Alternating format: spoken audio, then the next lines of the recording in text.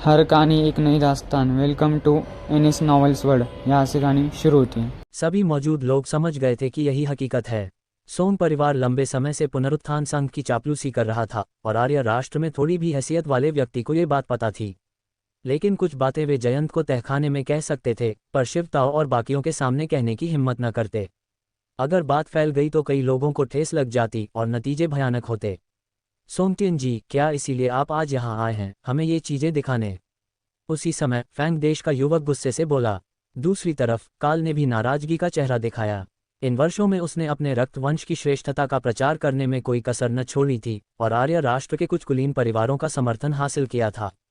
लेकिन ये भी सच्चाई थी कि इससे अन्य कुलीन परिवार उनसे और नाराज हो गए थे, खुलेआम और छिपकर निशाना साधते हुए चाहते कि वे इस धरती से गायब हो जाएं। और पहले ये लोग जो कह रहे थे उसने उनकी राय साबित कर दी। उनके खिलाफ खड़े कुलीन परिवारों से निपटना आसान न था, लेकिन इन कला संघ के लोगों से निपटना बच्चों का खेल था। नहीं, ऐसा नहीं है मैलोंग जी, कृपया गुस्सा न करें। हम आपको और काल जी को निश्चित संतुष्टि देंगे, सोंगटियन ने जल्दी कहा। फिर उसने समर की ओर देखा। अध्यक्ष समर, आपने अभी जो कहा वह सब बकवास है। साफ है कि आप ही पहले फैंग देश वालों को लूटने की कोशिश कर रहे थे, फिर उन्हें चुप कराने के लिए मार डाला। मेरे छोटे भाई सोनगंग और पुनरुत्थान संघ के जॉन साहब संयोग से गुजर रहे थे और इस दृश्य को देख लिया। वे बीच बचाव करना चाहते थे, लेकिन अप्रत्याशित रूप से आपके संघ का वो निर्दयी आर्यन ने मेरे भाई सोनगंग को भी मार डाला। उसके बाद उसने मेरे भाई के शरीर का अपमान किया, हड्डियां और राख बिखेर दी। उसके तरीके घिनौने हैं। सोन परिवार प्रमुख आप। समर ने आंखें फाड़ ली। उम्मीद न थी कि सामने वाले इतनी बेशर्मी से झूठ बोलेंगे, बिना किसी अपराध बोध के। शिवताओ ने हाथ हिलाया और शांत स्वर में कहा, लाल के पास रहो तो लाल हो जाओगे, काले के पास रहो तो काले। सोन परिवार ने इन वर्षों में पुनरुत्थान संघ के साथ नजदीकी बढ़ाई है, सिर्फ दिखावे की नहीं। उन्होंने कम से कम उनकी 70-80% चालाकी और फूट डालने की कला सीख ली है। हरामी, तूने क्या कहा? फैंग देश का मैलोंग गुस्से से गरजा। अध्यक्ष शिव, ऐसी ताने मारने की जरूरत नहीं, सोंगटियन ने मुस्कुराते हुए कहा। इस बार हम ये पुष्टि करने आए हैं कि मेरे भाई और जॉन साहब की मौत से आपका संबंध है या नहीं। चूंकि आपने पहले ही मान लिया, अच्छा है। अब चर्चा करें कि इस हिसाब का निपटारा कैसे हो। सोन परिवार प्रमुख, आप हिसाब कैसे चुकता करना चाहते हैं? शिवताओ ने पूछा। बहुत आसान। सोंगटियन ने एक उंगली बढ़ाई। पहला, उस आर्यन नामक व्यक्ति को हमें सौंप दो, हम जैसा चाहें वैसा निपटाएंगे। चांग फई और बाकियों ने नजरें मिलाईं। आर्यन की मौजूदा ताकत को देखते हुए, जो अविश्वसनीय स्तर पर पहुंच चुकी थी, उनके पास ऐसा करने की शक्ति न थी। भले ही होती भी, वे मानते न, सिवाय एक व्यक्ति के, लिंग यू के। ये सुनकर वह मुस्कुराहट छिपा न सका। सोन परिवार के हाथों में सोंगगंग को मारने वाले आर्यन का क्या हाल होगा? सीधे कहें तो टुकड़ों में काटना भी दया होगी। लेकिन उसे पता था कि उसके गुरु और बाकी सहमत न होंगे।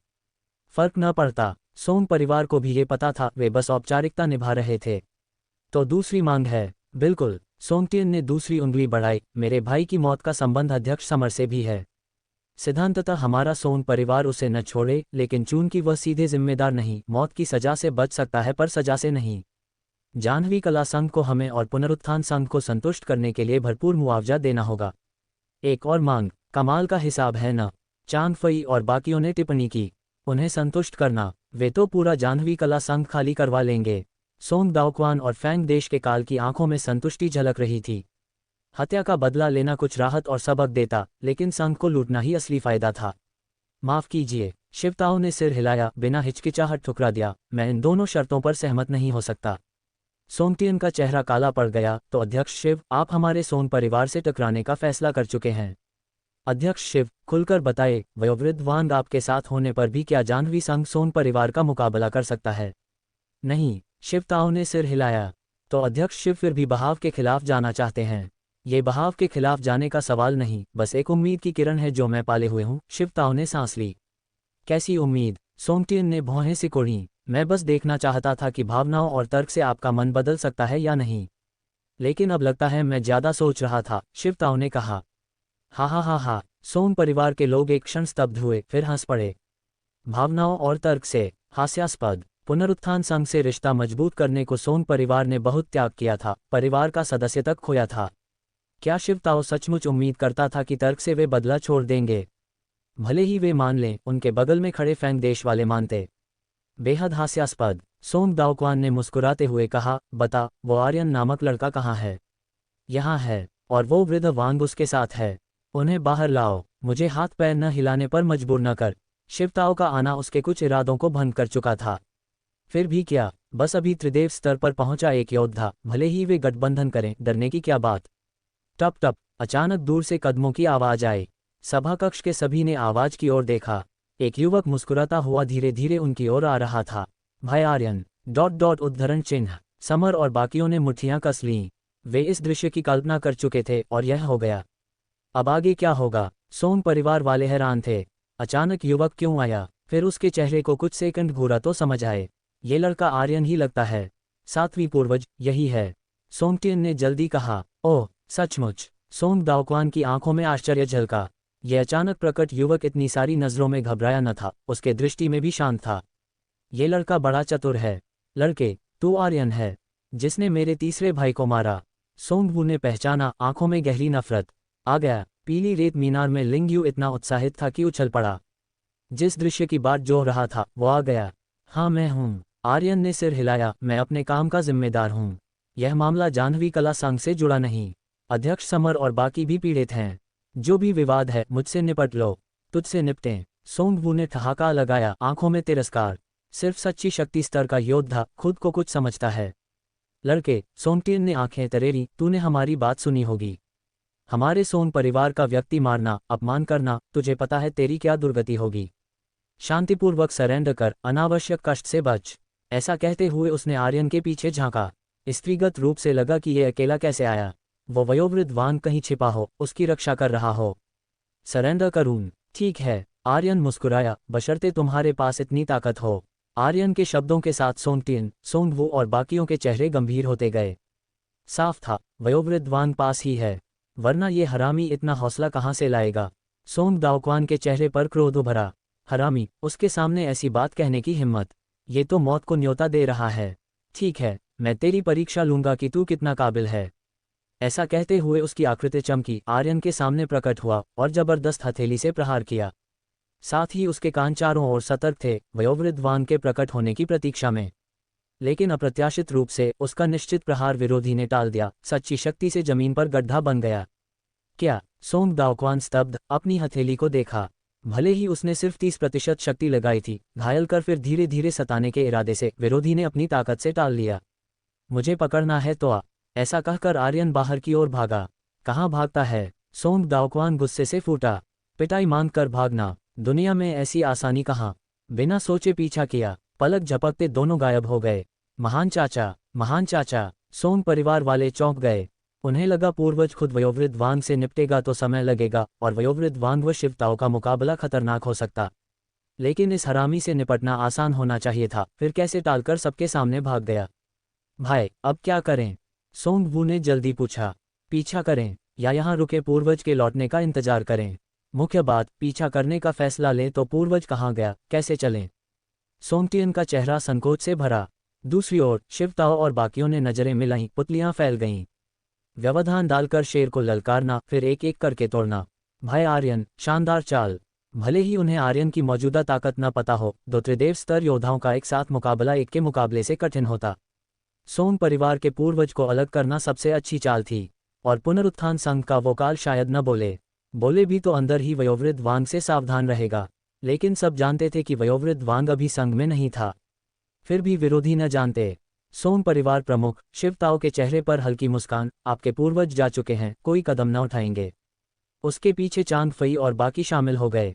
ऐसे समय जोश खोना सबसे बुरी बात, वरना विरोधी भाग जाए तो मुसीबत।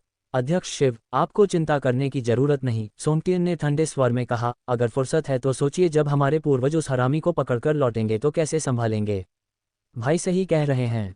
सोंगवू ने समर को घूरा। क्या तुझे लगता है वो हरामी हमारे पूर्वज के चंगुल से बच निकलेगा? हास्यास्पद। बिल्कुल। लिंगयू ने जोरदार सिर हिलाया। भले ही बाहर का दृश्य न दिख रहा हो, आवाजों से अंदाजा लगा लिया। हरामी दो का मुकाबला करने की दीन हाँका। नतीजा, पहली भिड़ंत में भागा। शर्मनाक, वो भागकर बच भी जाएगा। सच। शिवताओं के चेहरे पर रहस्यमयी मुस्कान। कुछ न कहा, लेकिन इतना कमजोर जवाब सोमटियन के मन में बेचैनी पैदा कर गया। क्या धोखा है? क्या हरामी ने जानबूझकर पूर्वज को अलग किया? क्या मंजिल पर जाल बिछा है, पूर्वज के फंसने का इंतजार? एक बार सोचना शुरू हुआ तो विचार अनियंत्रित हो गए। आर्यन का अचानक आना अजाना और उनके आने पर शिवताओं को पहले से पता था। आर्य राष्ट्र के संघ आमतौर पर आंतरिक प्रतिस्पर्धा करते हैं, परिवार ने चुन ली अलग। क्या शिवताओं ने पहले ही दूसरे संघों से संपर्क किया, उनके त्रिदेव स्तर योद्धाओं को छिपाया, आर्यन पूर्वज को लाए और अचानक हमला कर घायल या मार दें? सोंगटियन की आंखों में घबराहट।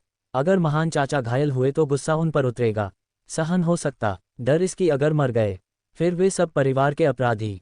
वापसी पर सजा की कल्पना से कांप उठा। नहीं, हम यहाँ खड़े नहीं रह सकते। सोंगटियन चौंका, शिवताओ और बाकी यहाँ हैं, भाग न सकेंगे। लेकिन पूर्वज को कुछ हुआ तो तबाही, जाना होगा। गुनाह न सही, गलती न हो। फिर उसने फैंग देश के दोनों दर्शकों पर नजर डाली। काल साहब, कृपया हमारे पूर्वज का वर्तमान स्थान ढूंढने में मदद करें। काल, प्राचीन भेड़िया रक्तवंश वाला, उसकी सूंघने की शक्ति साधारण से कहीं ज्यादा। सिर्फ वही मदद कर सकता, हमारे पूर्वज का स्थान ढूंढने में मदद। काल स्तब्ध, फिर भौहें सिकुड़ी। सोंगटियन जी, मैं मदद करना चाहूंगा, लेकिन मुश्किल ज्यादा है। आप जानते हैं, इस नगर में इतने लोग और गंधे, मेरे लिए भी नामुमकिन। वैसे भी, पहले आपने कहा था हमें बीच में न पड़ना, बस देखना है। काल साहब, निश्चिंत रहें। सोंगटियन ने असंतोष दबाते हुए सम्मान से कहा, जैसे ही काल साहब मदद करेंगे, कोई शर्त हो तो सोंग परिवार मानेगा।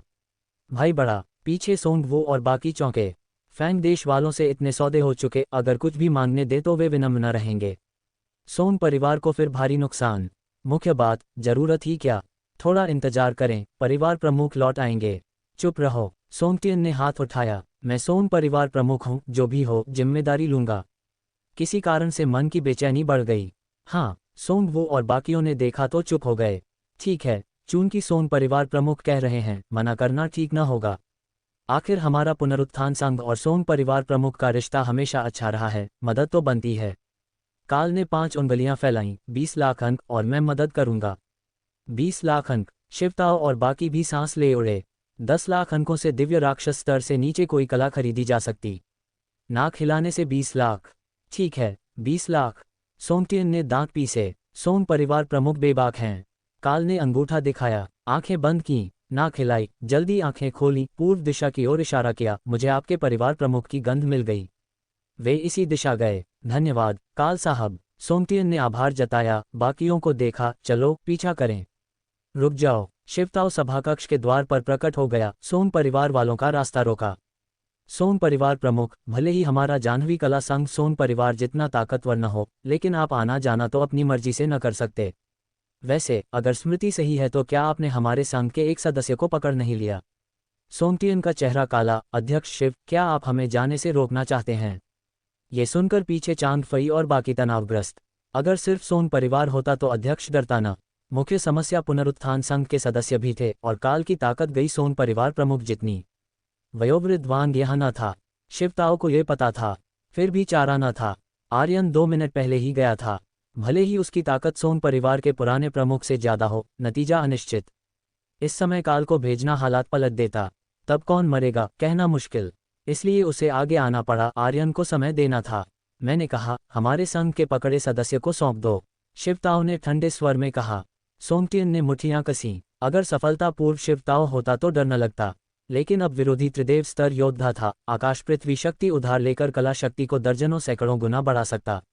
मजाक नहीं, उसे सौंप दो। क्या, भाई बड़ा? सोंग वो और बाकी चौंके। बस ऐसे ही सौंप दें, फायदा उनके पास था। मैंने कहा, उसे सौंप दो। नहीं सुना, सोंगटियन ने धीमे स्वर में कहा। चूंकि शिवताओ ने मान लिया कि वे इसके पीछे हैं, बंधक रखने का क्या फायदा? फिर भी, छोड़ना मतलब हार मानना न था। लौटकर न सिर्फ जयंत बल्कि समर और शिवताओ भी उनके कब्जे में होंगे। सोंगवू को एक कपड़ा बैग निकालना पड़ा और फेंक दिया। एक आकृति लुढ़क आए। जयंत, समर चिल्लाया, दौड़कर सहारा दिया, लेकिन सामने वाला निर्जीव लग रहा था, आंखें खाली। सौभाग्य से सांस स्थिर थी, कोई बाहरी चोट न। तुमने उसके साथ क्या किया? समर ने गुस्से से सोंगवू को देखा। भले ही जयंत ने विश्वासघात किया था, नफरत न थी, क्योंकि सोंग परिवार के चंगुल में कोई न झुके। इतना गुस्सा क्यों? बस आत्मा हर लेने वाली गोली दे दी। सोंगवू ने मुस्कुराया। आत्मा हर लेने वाली गोली? समर की आंखें फटीं। इस जहरीली गोली के बारे में सुना था, जो व्यक्ति के मन को छीन लेती, विषम अवस्था में बदल देती बिना विषनाशक के। विषनाशक? उसने मांगा। सोंगवू अविचलित। पहले तो देना न चाहता, दूसरा, उसके पास था ही नहीं। विषनाशक? शिवताओ ने सोंगटियन को घूरा। सोंगटियन ने मुट्ठियां कसी, आखिर एक शीशी निकाली और फेंकी। यहाँ आत्मा हर लेने वाली गोली का विषनाशक है। दिन में 3 खुराक, 3 दिन बाद ठीक हो जाएगा। शिवताओ ने शीशी पकड़ी लेकिन न खोली। मुझे कैसे पता ये सच कह रहे हैं? अगर कोई साधारण गोलियां देकर विषनाशक कह धोखा दिया, मानो या न मानो, सोंगटियन ने ठंडे स्वर में कहा, मैंने व्यक्ति सौंप दिया। अब हट जाओ न, जब तक न पता चले कि शीशी में असली विषनाशक है, तुम्हें जाने न दूंगा। शिवताओ ने बिना हिचक कहा। तू? सोंगटियन भड़क गया। मैं सोंगटियन आकाश को शपथ लेता हूं कि जो दिया वह विषनाशक है। अगर झूठ बोला तो बिजली गिरे और भयानक मौत मरे। अब मान लिया। सभा कक्ष के सभी उसके शब्दों से स्तब्ध। शिवताओ को भी उम्मीद न थी कि शपथ ले लेगा। समय खींचने का इरादा विफल। सौभाग्य से अन्य तरीके थे। ठीक है, मैं मानता हूं। उसने सिर हिलाया। मानता हूं यह विषनाशक है, लेकिन हमारे संघ के सदस्य को पकड़ने का मामला कैसे निपटेगा? शिवताओ, सोंगटियन फूट पड़ा। तू हद पार कर रहा है। मैं हद पार कर रहा? शिवताओ आगे बढ़ा। तुम्हारा सोन परिवार हमारे संघ मुख्यालय में घुसा, दिन दहाड़े व्यक्ति पकड़ा और मुझ पर हद पार का आरोप। क्या तुम्हारा सोन परिवार बेलगाम नहीं? तू? सोंगटियन की आंखें फूटने को। सोन परिवार प्रमुख, क्या आपको मेरी मदद चाहिए? इसी समय काल ने चालाकी से कहा। उसे पता था कि शिवताओ नामक व्यक्ति सोंगटियन से ज्यादा ताकतवर था, इसलिए सोंगटियन अपमानित हो रहा। लेकिन ये शिवताओ उसका मुकाबला न कर सकता। भले ही वयोवृद्ध वांग नामक दूसरा त्रिदेव स्तर हो, डर न लगता। लेकिन बहुत पहले बोलना लोभी लगता। अब सही मौका। ये सुनकर सोंगटियन खुश, मदद मांगने में संकोच कर रहा था। काल साहब, अगर आप उद्धरण चिन्ह। सोन परिवार प्रमुख, जल्दबाजी न करें। पहले सुने फिर फैसला लें। काल मुस्कुराया। ये व्यक्ति ताकतवर है, इससे लड़ना आसान न होगा। वैसे यहाँ मध्य त्रिदेव स्तर योद्धा भी है न। अगर मैं हरकत करूं तो वो बीच में आएगा। 2 के खिलाफ 1 मेरे लिए जोखिम भरा न। हाँ, काल साहब। सोंगटियन ने सिर हिलाया। कुछ याद आया। लेकिन काल साहब, ज्यादा चिंता न करें। मुझे लगता है वयोवृद्ध वांग अभी यहाँ नहीं। इन शब्दों से कला संघ सदस्यों के चेहरे बदल गए। ओह, सोन परिवार प्रमुख को ऐसा क्यों लगता है? काल उत्सुक, क्योंकि पहले के घटनाक्रम अजीब थे।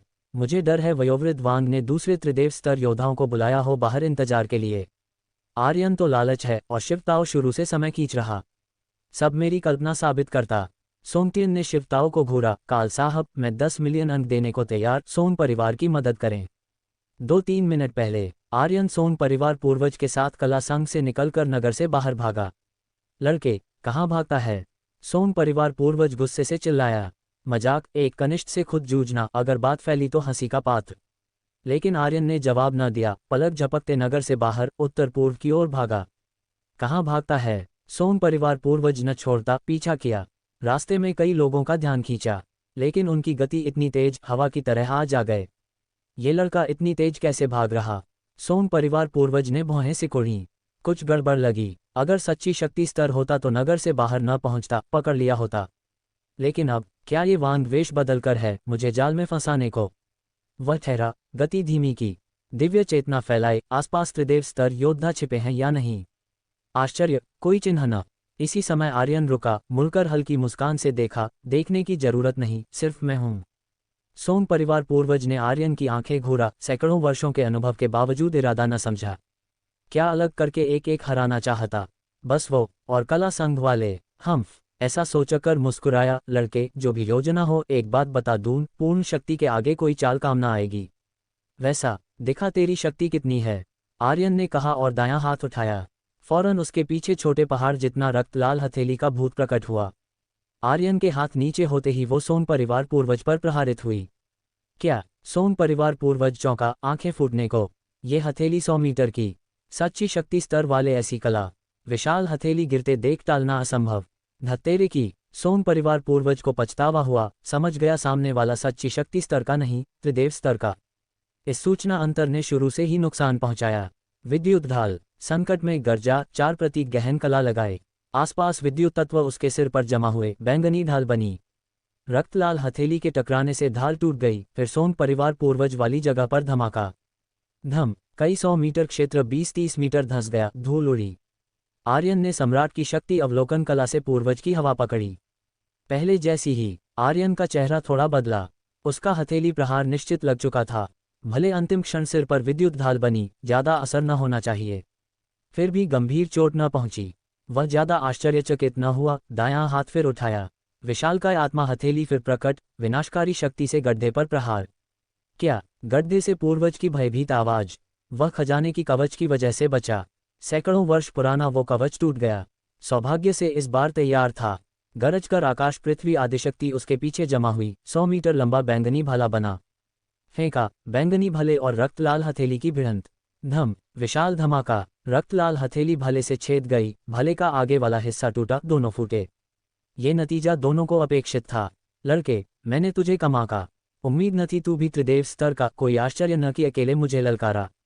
सोम परिवार पूर्वज हाँफा, तूने विशालकाय आत्मा हथेली लगाई न।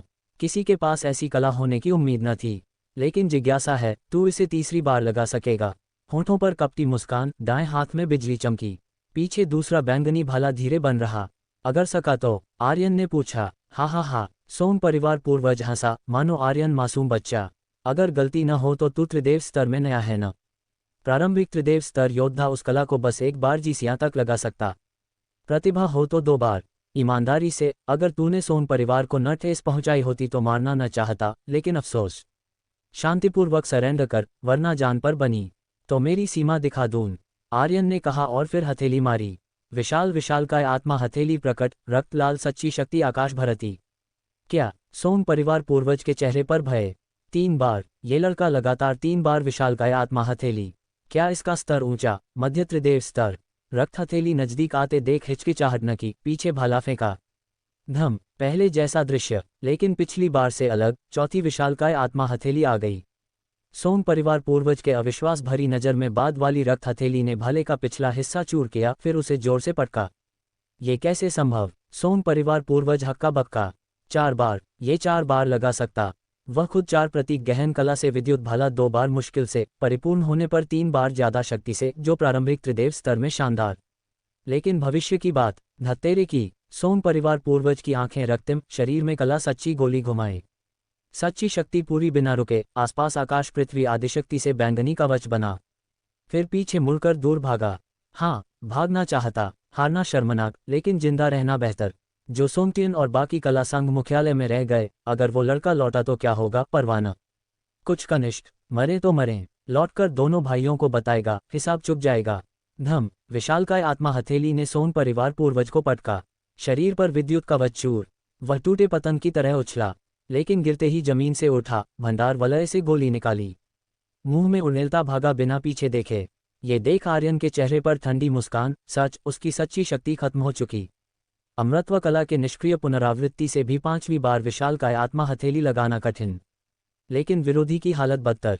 न सिर्फ सच्ची शक्ति खत्म, गंभीर घायल। ध्यान रहे, बिना सच्ची शक्ति के भी उसके शारीरिक गुण महाबलशाली जीवराज स्तर के बराबर। विरोधी बिना सच्ची शक्ति के शरीर कमजोर। अगले क्षण पैर ठोंका, सीधे पहुंचा, पीठ पर लात मारी। कड़क, हड्डी टूटने की आवाज। सोम परिवार पूर्वज लात से लगभग मर गया। 100 मीटर उछला, कुत्ते की तरह गिरा। दाएं हाथ की गोली बिखर गई। नहीं, मुझे मत मारो। सोम परिवार पूर्वज डर से आंसू बहाने लगा, बार बार गिड़गिड़ाया। अभी खड़ा भी न हो सका, भागना तो दूर। नहीं मारूं। आर्यन ने ठंडे मुस्कान से देखा, लगता है संभव। विनती कर रहा। सोम परिवार पूर्वज सच्चे में डरा। सैकड़ों वर्ष जिया, कभी मौत इतनी करीब न लगी। अगर तूने मारा तो खबर फैल जाएगी। तब सोम परिवार तुझे और तेरे कला संघ के सबको छोड़ने वाला नहीं, लेकिन अगर न मारा तो जो मान कुछ भी दूंगा। आज का सब भूल जाएंगे। आगे सोन परिवार और जाह्नवी कला संघ का कोई टकराव न होगा। मुझे 3 साल का बच्चा समझा।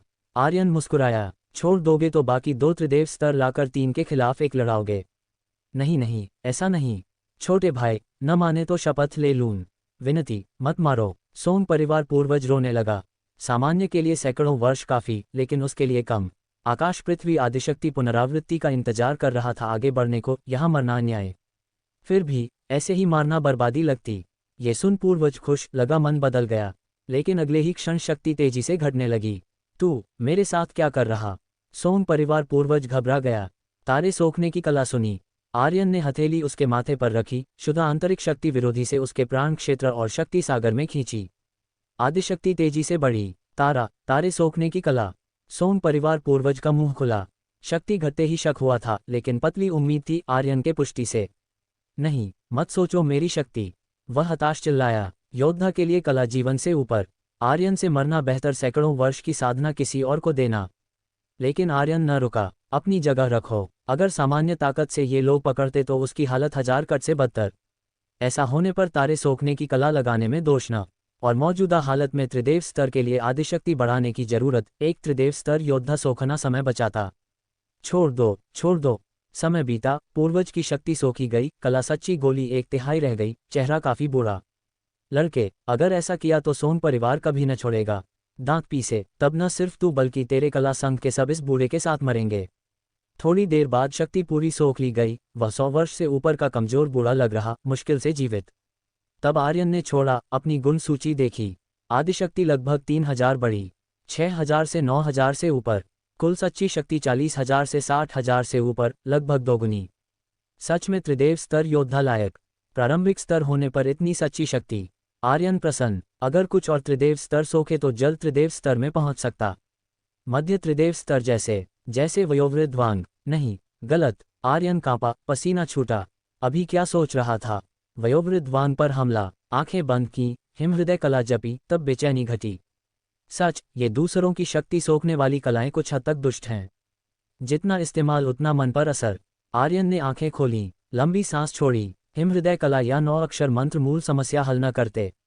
सौभाग्य से चिंतामुक्त विचरण खुलने पर चिंता न। जमीन पर हांफते सोन परिवार पूर्वज को देखा, भले न मारा, यहाँ ज्यादा न जिएगा। सावधानी से हथेली से मार डाला, फिर पूरा शव स्थान वलय में डाला। स्थिति तनावपूर्ण। मुख्यालय में क्या हो रहा पता न, शव तलाशने का समय न। वलय में डालना सबूत मिटाता और बाद में तलाशने देता। फिर नजर जाह्नवी नगर पर। सोन परिवार पूर्वज मर चुका, बाकी सोन परिवार खतरा न। वो काल, सोन परिवार पूर्वज को पीले स्रोत पर ले जाएगा। ये कहानी मूल प्लॉट को बनाए रखते हुए पूरी तरह हिंदी में अनुवादित और आधुनिक भारतीय संदर्भ में रूपांतरित की गई है। सभी नामों को दिए गए सूची के अनुसार बदला गया है और घटनाओं को भारतीय संस्कृति, नामों व वातावरण से जोड़ा गया है। कहानी केवल आवश्यक संवादों और घटनाओं पर केंद्रित है, बिना किसी अतिरिक्त टिप्पणी, शीर्षक या विराम के। जाह्नवी नगर के मार्शल आर्ट संघ मुख्यालय के सभाकक्ष में सन्नाटा छाया हुआ था। सोंग तियान ने काल की ओर देखा। उसके मन में बेचैनी बढ़ती जा रही थी। उसने सीधे 10 मिलियन अंक की पेशकश की, उम्मीद में कि काल पहले शिवताओं को निपटाए, फिर उन्हें उनके पूर्वज तक ले जाए। सोंग तियान की बात सुनते ही उसके बगल वाला मध्यम आयु का फैंग देश का आदमी ललचा गया। उनके परिवार को सोनक परिवार से सालाना सिर्फ 1-2 मिलियन अंकों की सहायता मिलती थी। फिर भी सामने वाले ने 10 मिलियन से शुरुआत की। बस परिवार के मुखिया से कार्रवाई करवानी थी। अगर उसकी अपनी ताकत इतनी मामूली न होती तो वह खुद ही कूद पड़ता। चांग फई और बाकियों ने ये सुना तो दिल धक से रह गया। अगर काल मान गया तो अध्यक्ष उसे रोक पाएंगे। बस यही उम्मीद थी कि कुछ गड़बड़ न हो। 10 मिलियन अंक। काल हंसा और बोला, सोंग मुखिया, 10 मिलियन अंक तो बहुत हैं, मैं लेना चाहूंगा, लेकिन डर है कि अंक तो मिल जाएंगे पर जान चली जाएगी। सोंग तियान के चेहरे पर व्याकुलता झलक उठी। मिस्टर काल, मैं गारंटी देता हूं कि उनका मध्य स्वर्गीय राज्य का योद्धा यहाँ नहीं है, वरना वे अब तक छिपे न रहते। सोंग मुखिया, भले ही, ये तो आपकी अटकल है। अगर, काल बिना जल्दबाजी के बोला, अगर मैं हाथापाई करूं और वह मध्य स्वर्गीय राज्य का योद्धा आ गया, तब 2 विरोधियों का सामना करना पड़ेगा, थोड़ी सी चूक और जान पर बन आएगी। तब 10 मिलियन अंकों का क्या फायदा? मिस्टर काल को 10 मिलियन कम लग रहे हैं।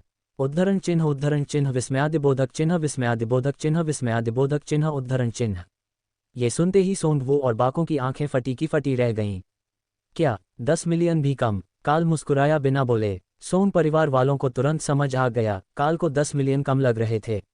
भैया, सोंगवू रोक न सका। क्यों न भूल ही जाएं। उन्हें पुनरुत्थान संघ से सालों का लेन देन पता था। ये बिना फायदे के कुछ न करते, लालची स्वभाव के थे। पहले भी मदद मांगने पर भारी कीमत वसूलते थे। मौजूदा हालात में तो लूट ही लेंगे। भैया, मुझे लगता है 7वें पूर्वज जल्द लौटेंगे। वे सैकड़ों साल पहले ही स्वर्गीय राज्य के योद्धा थे, सोंग परिवार के चौथे बुजुर्ग ने कहा। हाँ भैया, वह चेन नाम का लड़का तो सच्ची सार राज्य का योद्धा है। 7वें पूर्वज के ध्यान भटकते ही भाग गया। मुझे विश्वास है पूर्वज ने उसे पकड़ लिया होगा, लौटते होंगे, 5वें बुजुर्ग ने जोड़ा। सोंग परिवार के लिए 10 मिलियन बड़ा खर्च था, मगर ज्यादातर व्यर्थ ही तो था न। सोंग तियान भी ठिठक गया। क्या वह सोच ज्यादा कर रहा था? इस बार वे इतनी तेजी से आए थे कि शिव ताओ और बाकों को कुछ तैयार करने का मौका ही न मिला। फैंग देश का वह मध्यम आयु वाला आदमी हालात देखकर घबरा गया। जल्दी से काल को इशारा किया, मुखिया, ये 10 मिलियन है। आर्य राष्ट्र में कहावत है, मौका हाथ से निकला तो पछतावा होगा। क्यों न मान ही जाएं। काल थोड़ा असहज महसूस कर रहा था। पहले सहज प्रतिक्रिया दी थी, हालात असामान्य थे, कीमत बढ़ाने का सही मौका था न। मगर लग रहा था सोंग तियान डर गया। अब क्या करे? मन बदलकर मान ले। इतने सारे लोग सुन चुके थे, पहले क्या कहा, अब मानना अपमानजनक होगा। वैसे भी सोन परिवार मूर्ख न था, मान गए तो अंक घटा सकते थे, शायद 8 मिलियन या 5 तक। शिवताओ ने दोनों पक्षों की चालाकी देखी तो राहत की सांस ली। लग रहा था चेन फैंग को थोड़ा और वक्त मिल सकता था। कितना वक्त पता न था, बस कदम दर कदम। वयोवृद्ध वान कहाँ गए थे पता न था, अगर होते तो इतनी निष्क्रिय स्थिति न होती। धत्तेरे की, बाहर क्या हो रहा है? सोनक परिवार का पूर्वज इतना बेकार कैसे निकला? चेन नाम के लड़के को नाक के नीचे से भागने दिया। पीले रेत टावर के अंदर लिंगयू बेहद निराश था।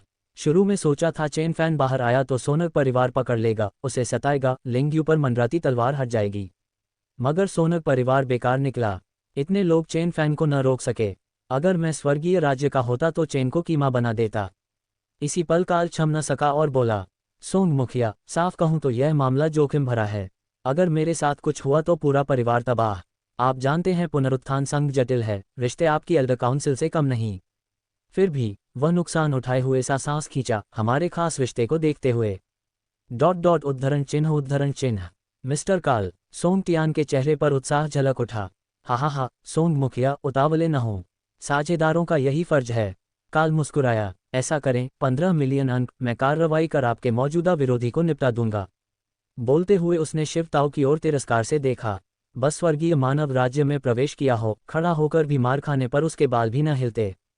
15 मिलियन, सिर्फ सोन परिवार ही नहीं, शिवताओ और बाके भी हड़बड़ा गए। उनके लिए 10 मिलियन तो पूरे संघ की सालाना कमाई थी, फिर भी सामने वाले ने 50% बढ़ा दिया। सोंग वो और बाके स्तब्ध रह गए। ये काल तो सच्चा बेशर्म था, शेर की तरह मुंह खोला। 10 मिलियन पर ही तो रोका था, क्यों न 20 या 30 मांग ले। मगर सोन परिवार के सदस्य होने के नाते सीधे न कह सके, बस सोंग टियान की ओर देखा, उम्मीद में कि न माने। सौभाग्य से सोंग टियान ने निराश न किया। सोचकर कड़वी हंसी हंसते हुए सिर हिलाया, मिस्टर काल, 15 मिलियन बहुत हैं।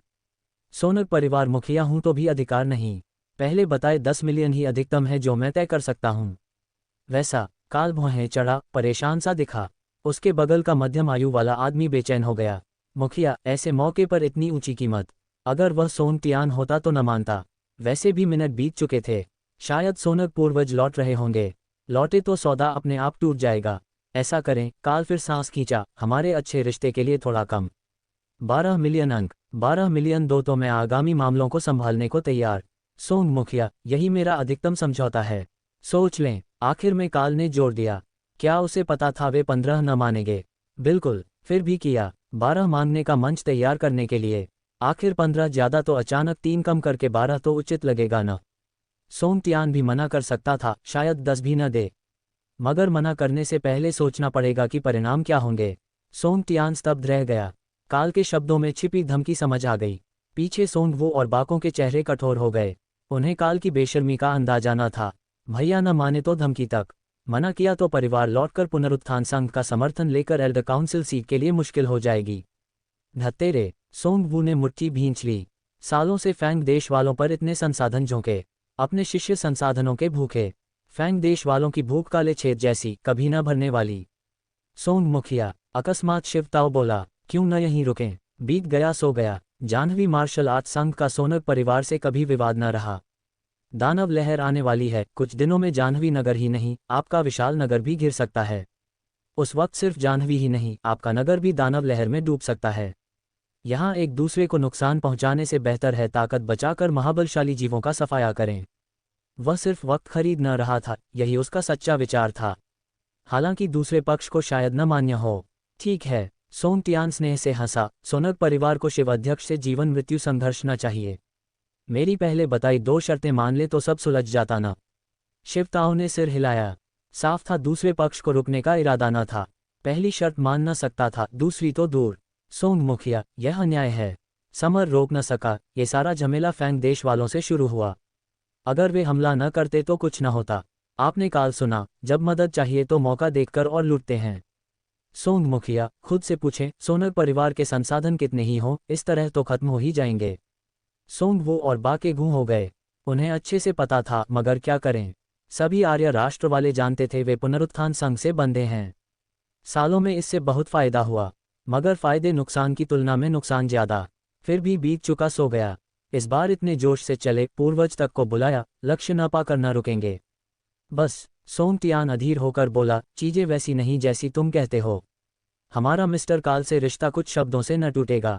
सोचते हो कुछ कठोर शब्दों से हम में फूट पड़ जाएगी। भ्रम में हो, सोंग मुखिया ठीक कहते हैं। काल ने समर को ठंडी नज़र से देखा। लासन कबीले और सोनक परिवार का बंधन अटल है, तुम्हारे कुछ शब्दों से न टूटेगा। वह मुड़ा, सोंगटियान की ओर देखा। सोंग मुखिया, मेरी पहले वाली पेशकश पर विचार किया।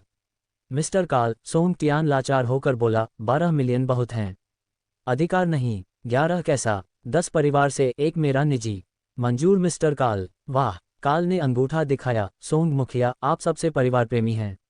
निजी लाभ हानि न देखी, मगर 1 मिलियन निजी से तो 1 और मिलियन दे ही सकते हैं। ये सुन सब हक्के बक्के रह गए। बेशर्म तो देखे थे, इतना नहीं। शिवताओ और बाके भी सह न सके, मगर काल बेधड़क, जैसे जायज हो। सोंगटियान का चेहरा सिकुड़ गया। मुखिया के पास ताकत तो थी, आयुता कल्पना से कम। सालों सच्ची शक्ति बढ़ाने में लगी, एक झटके में मिलियन देना बड़ा नुकसान। सोचा दूसरे को उसकी मजबूरी समझ आएगी। 11 बड़ा आंकड़ा था, मगर दूसरा न पिघला। 1 मिलियन और पर अड़ा।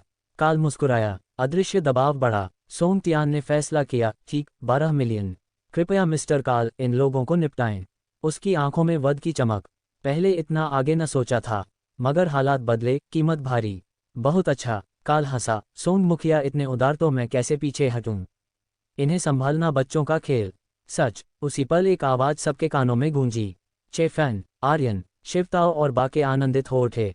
चेफैन, क्या? चेफैन। शिवताओ और बाकों के चिल्लाने पर सोंग परिवार वाले पहले विश्वास न कर सके, जब तक समर और साथियों के चेहरों पर आश्चर्य और खुशी देखकर पीछे मुड़े।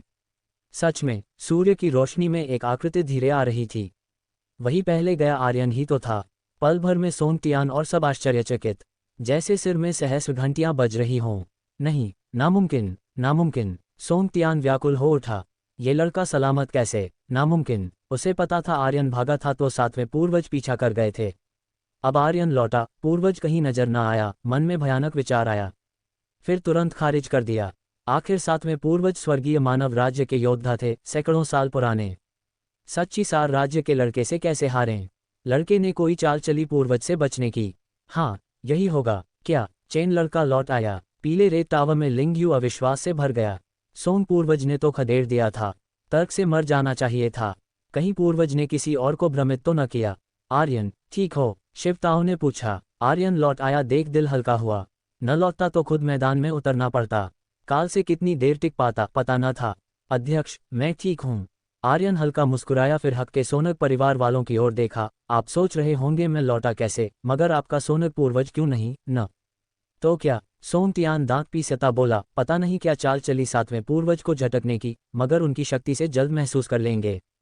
तुरंत लौटेंगे। माफ कीजिए। आर्यन कंधे उचकाए, आपका परिवार पूर्वज लौटने वाला नहीं।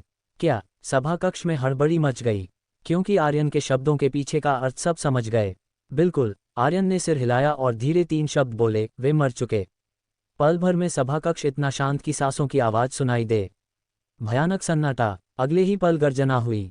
झूठ बोलते हो? सोंग परिवार का 5वां भाई गुस्से से फूट पड़ा, माथे की नसें तन गईं। भयंकर दिखा, तुम कौन हो जो हमारे पूर्वज को मार डालो? 5वें भाई, शांत हो। सोंग वू स्नेह से हंसा, ये लड़का जानबूझकर बकवास कर हमें बेचैन करने को कह रहा। दूसरे भैया सही कहते। चौथा भाई सिर हिलाया, ये सच्ची सार राज्य का योद्धा। 10 भी मिलकर 7वें पूर्वज का बाल न बिगाड़ सकें। ये सुन 5वें भाई की नसें शांत हुईं। हाँ, पूर्वज बहुत ताकतवर, मर कैसे सकते? ये लड़का बकवास कर रहा। मगर उन्होंने जाह्नवी मार्शल आर्ट संघ वालों के राहत भरे चेहरे न देखे, क्योंकि उन्होंने आर्यन की ताकत देखी थी, भले पूरी न हो। शिवताओं से भिड़ते वक्त असल हमला न किया हो, फिर भी वे मानते थे सोनक पूर्वज मर चुका। परिणामस्वरूप मैदान का हालात पूरी तरह उलट गया। हाहे हे। आर्यन हंसा, अगर मजाक लगे तो मजाक समझ लो। फिर उसकी नज़र सोंगटियान वालों को पार कर काल पर पड़ी। अंदर आते सुना तुमने हमारे संघ सदस्यों पर हाथ उठाने की बात की न? काल भौचक हुआ, फिर ठंडे स्वर में बोला, तो क्या? हमारा सोनक परिवार से गहरा रिश्ता, मुखिया मदद मांगे तो मानना स्वाभाविक न? ये सुन चांगफई और बाके एक दूसरे को देखकर गूं हो गए। ये बूढ़ा फायदे की बात कर रहा, धर्म की। मगर दुर्भाग्य, भाई आर्यन ठीक मौके पर लौट आया। 12 मिलियन मिलने तो हो, शायद खर्च न कर पाएंगे। चून की मान लिया तो आसान। आर्यन सिर हिलाया, बिना बकवास के सीधे विशालकाय आत्मा हाथ बुलाया और प्रहार किया। मगर इस बार सोनक पूर्वज वाले से अलग। रक्त हाथ सिर्फ 10-20 मीटर लंबा, 100 नहीं। फिर भी मिलियन सच्ची शक्ति खर्च, ताकत वही, दायरा छोटा। क्या काल को उम्मीद न थी लड़का बिना सिद्धांत के इतनी तेज हमला करेगा? गर्ज, दो गर्जनाएं गूंजीं। काल और बगल का फैंग देशी भेड़िया रूप में बदल गए। बदलाव के बाद काल की लंबाई 15 मीटर से ऊपर, छत को छूने को। बगल वाला करीब 10 मीटर। धड़ाम, विशालकाय आत्मा हाथ पटका। धड़ाम, 10 मीटर वाला भेड़िया गुब्बारे सा फट गया। काल न मरा मगर हाल बेहतर न था। उसके हाथों ने रोकने की कोशिश में फट गए, आधा धड़ गया, टांगे जमीन में कई मीटर धंस गईं। मगर खुशकिस्मती से रोक लिया, न मरा। ये दृश्य सबको स्तब्ध कर गया। शिवताओ भी आंखें फाड़े देखता रहा। आर्यन ने एक थप्पड़ मारा तो मध्यम आयु वाला तुरंत मर गया, काल बुरी तरह घायल। माथे से ठंडा पसीना बहा। क्या मतलब अगर पहले अभ्यास में आर्यन हमला करता तो एक राउंड भी न टिकता। भगवान, स्वर्गीय राज्य योद्धा के बराबर ताकत वाला भेड़िया। चांगफई और बाकों के मन में भावुकता का सैलाब। स्वर्गीय राज्य योद्धा को भय आर्यन ने सेकंडों में लगभग मार डाला। नहीं, अगर साधारण प्रारंभिक स्वर्गीय राज्य होता तो मर चुका होता। क्योंकि भेड़िया रूप में रक्षा दानव राज स्तर महाबलशाली जीव के बराबर, काल में पूर्वज रक्तवंश भी साधारण भेड़ियों से श्रेष्ठ। सोंग परिवार वाले भी हक्के। ये लड़का सच्ची सार राज्य का था न। हमला करते ही इतनी ताकत। क्या सोंग तियान को पहले की बेचैनी याद आए? आर्यन के प्रवेश शब्द, वह अंदर था थोड़ी देर, अगर पूर्वज महसूस करते तो आ जाते। ना आए। क्या सच्चा कहा, पूर्वज सच में मर गए। धत्तेरे, काल दांत पीसता रहा, शरीर का दिल दहला देने वाला दर्द। उसे जीवित निगल जाना चाहा, मगर दोनों हाथ गए। भेड़िए की पुनर्जनन क्षमता मजबूत, टूटे अंग फिर उगाते, मगर वक्त लगता। पूर्वज रक्त होने पर भी तुरंत न मार डाल। इसी पल भयानक दृश्य, पहले आया रक्तिम हथेला, फिर प्रकट हुआ और उस पर जोर से पटका। गर्ज, काल गर्जा और उन्मादी अवस्था में प्रवेश। अगले पल उसका 10 मीटर से ऊपर शरीर फिर फैला, मांसपेशियां फूली, नसें सरीसृप सी त्वचा पर, आंखें रक्तिम, खून टपकने को। धड़ाम, विशालकाय आत्मा हाथ उसके शरीर पर पटका, छोटे पहाड़ सा, खून खराबा न हुआ। उन्माद में काल के पैर गहरे धंसे और बदसरोग, कोई बदलाव न। क्या शिवताओ और बाके चौंके। यह उन्मादी भेड़िया एक प्रहार सह लिया बिना नुकसान। ये देख सोंग तियान और बाकों की आंखों में चमक। सोचा काल सह न सकेगा, मर जाएगा। कौन जानता था उन्माद में रक्षा इतनी जबरदस्त। जीत अभी उनकी ओर। पहले थोड़ा घबराया था। सोंग तियान ने मुट्ठी भींची, मन में सोचा पूर्वज रास्ते में होंगे, आएंगे तो लड़ाई समाप्त। हा, सभा कक्ष में कानफोड़ू हंसी गूंजी। काल ने आर्यन को घूरा, मुंह फैलाया। लड़के, ये चाल कितनी बार चला सकता है? सुन, जितना चला लो, मुझ पर असर न होगा, मेहनत व्यर्थ, जल्दी हार मान लो तो जान बख्श दूं। मुझे 3 साल का समझा। आर्यन स्नेह से हंसा। अगर सच में वह ताकत होती तो बातें कर रहे होते। कर सकते होते तो कर चुके होते न। काल चौंका, फिर भड़क कर गरजा, लड़के, मरना चाहते हो? लो भरा दूं। सोंग मुखिया, कितनी देर देखोगे? जल्दी हमला करो, मुझे वक्त दो। बोलते हुए उसके फटे हाथों पर मांस की गांठें उभरी, तेजी से, मगर मिनट लगेंगे। ठीक, ये सुन सोंग तियान ने पीछे सोंग वू वालों को इशारा किया। उसे पता था अब सब एक नाव में, भाग्य साथ। काल को कुछ हुआ और पूर्वज समय पर ना आए तो उनका अंत बुरा। हाँ, शिवताओ ने गरजा, हाथ उठाना है। मेरी इजाजत ली। फिर स्वर्ण पुरुष रूप में बदला, सोंग तियान के सीने पर थप्पड़ मारा। शिवताओ, मरना चाहते हो? सोंग तियान गरजा, क्या सच में डरता है सोचता। इसी पल आर्यन ने भी प्रहार किया। कोई फेंकी ना, बस थप्पड़। भेड़िए की रक्षा दानव राज स्तर महाबलशाली जीव के बराबर, मगर सीमा होती, हमेशा निष्कंटक न रहते। वैसे काल निडर लग रहा था, शायद ढोंग। धड़ाम, फिर तेज धमाका। ये थप्पड़ काल को उन्माद से बाहर फेंक गया, शरीर सिकुड़ गया, खून उगला। लगता है उतना मजबूत नहीं जितना दावा। आर्यन मुस्कुराया। काल की आंखों में घबराहट। उन्माद से बाहर होना पहली बार न था, मगर सबसे खतरनाक। पहले लड़ाइयों में साथी दबाव बांटते थे, इस बार अकेला। सोंग तियान को छोड़ बाके गिर चुके। अगर ये लड़का फिर वह प्रहार किया तो मर जाएगा। धत्तेरे, वह सभा कक्ष बाहर देखा। सोंग पूर्वज क्या हो गया? इतनी देर क्यों ना आया? जैसा लड़के ने कहा, मारा गया। शरीर कांप उठा। शायद सच। उन्माद में 2 थप्पड़ सह लूं, साधारण न सह सकें। क्या सोनक पूर्वज इसी तरह थप्पड़ पर थप्पड़ मारकर मरा? नहीं, मुझे मत मारो। अगले ही पल वह चिल्लाया, कृपया मत मारो, मुझे कुछ पता नहीं। यही बुलाए थे, छोड़ दो। बख्शोगे तो वे 12 मिलियन तुम्हें दे दूंगा। क्या? जमीन पर घायल सोंग वो और बाकी ये सुन गुस्से से खून उगलने लगे। काल इतना मूर्ख। सोंग परिवार के सामने सोचेगा ऐसे बख्श देंगे? वैसे भी उनका पैसा लूटकर। अब डर लगा तो देर न हो गई। आर्यन स्नेह से हंसा। काल कांप गया। आर्यन के निश्चय वध इरादे को भाम जल्दी विनती की, दोस्त, मैं पुनरुत्थान संघ का हूँ। आर्य राष्ट्र के कई परिवारों से अच्छे रिश्ते। बख्श दो तो जाह्नवी मार्शल आर्ट संघ की पूरी ताकत से मदद करूंगा, विश्वास करो। सतह पर फायदा का वादा, गुप्त धमकी। मारा तो मेरा पुनरुत्थान संघ ही नहीं, आर्य राष्ट्र के कई कुल तुम्हें, संघ को न छोड़ेंगे। काल के बोलते ही दूसरी ओर लड़ाई समाप्ति को। सोंग तियान सच्ची सार राज्य में श्रेष्ठ था, मगर शिव ताओ से बड़ा राज्य नीचा, जल्दी कमजोर। काल की विनती सुन सोंग तियान ठिठका, दिखावटी हमला किया फिर बाहर भागा। पूर्वज को हानि न मानता था, मगर आर्यन की ताकत अपेक्षा से कहीं ऊपर। रुका तो हार निश्चित, बेहतर भागकर पूर्वज से संपर्क। गिरे सोंगवू वालों की आंखों में उदासी, मगर जानते थे यही सबसे अच्छा। भैया भागा और पूर्वज मिले तो बढ़िया, न मिले तो परिवार लौटकर बाग दो पूर्वजों को खबर, जीने की पतली उम्मीद। कहाँ भागे? शिवताओ चिल्लाया और पीछा करने दौड़ा, मगर एक आकृति उससे तेज। पलक झपकते सोंग तियान लौट आया, बिल्कुल स्वेच्छा से न। आर्यन ने मर्म बिंदु लकवा मार दिया, खिलौना सा घसीट लाया, सभा कक्ष में उछाल दिया। तुरंत सन्नाटा, चांग फई और बाके राहत सांस ले। मुख्यालय का संकट हल, मगर बड़ा सवाल, इनका क्या? सब मार डालें तो सोनक परिवार और आर्यन संघ के साथ शाश्वत रक्त द्वंद्व। अन्य दो स्वर्गीय राज्य योद्धा खबर पाकर दौड़े, जगह उजाड़ देंगे। काल की मौत तो और भयानक, पुनरुत्थान संघ की ताकत सोनक से कहीं ऊपर। काल को छोड़ 6 और आर्य राष्ट्र स्वर्गीय राज्य के बराबर, 2 मध्य स्वर्गीय के समकक्ष। सबसे बुरी एकता, मौत की खबर पाकर पूरा बदला लेंगे। आर्य राष्ट्र के कुल जो उनके दोस्त, मौका न छोड़ेंगे। इसका मतलब काल की मौत फैली तो कम से कम 10 स्वर्गीय राज्य योद्धा आएंगे, 4 मध्य। मुख्यालय कैसे टिकेगा? वयोवृद्धवान भी कीड़े मकोड़े सा, न मारे तो कृतज्ञ होंगे। 3 साल का भी जानेगा नामुमकिन। आर्यन ने कहा, सोनक पूर्वज उसके हाथों मरा, काल को पटकते देख विश्वास करेंगे। सोंग तियान वाले पहले न माने, लौटकर पूर्वज से संपर्क न हुआ तो समझ जाएंगे। स्वर्गीय राज्य योद्धा मरा, ये पहले मरे सोंग गंग से अलग। सोनक परिवार चाहे छोड़ना चाहे, जन्मत न देगा। मानव स्वभाव तो क्या, नजदीकी हत्या क्षमा कौन करेगा? काल, उसके साथ आया फैंग देशी भी मरा, और उसकी बेशर्मी सबने देखी। लौटा तो बड़ा चढ़ाकर बताएगा, पुनरुत्थान संघ फिर दुश्मन, कम से कम खुला। मारना बुरा, न मारना भी बुरा। शिवताओ का सिर फटने लगा। पीले रेत टावर में लिंग यू ने बाहर अचानक सन्नाटा सुना तो घबरा गया। क्या हो रहा? सोनक परिवार हार गया। फैंग देश का काल विनती करता सुना था। सोंग पूर्वज पीछा करते इतनी देर, जैसा चेन ने कहा, मर गया। लिंग यू कांप गया, शरीर में बर्फीली ठंड। नामुमकिन न, 2 स्वर्गीय राज्य एक चेन को न मार सकें, इतने बेकार। खांसी, एक खांसी ने सभाकक्ष का सन्नाटा तोड़ा। सोंग तियान ने खून उगला और आर्यन को घूरा, लड़के, मानता हूं कमा का। पता होता तो तीनों पूर्वजों को बुलाता, अफसोस दवा नहीं। आओ मार डालो भैया। ये सुन सोंग वो और बाके चौंके। छलनी मछली की तरह उकसाना बेवकूफ़ी।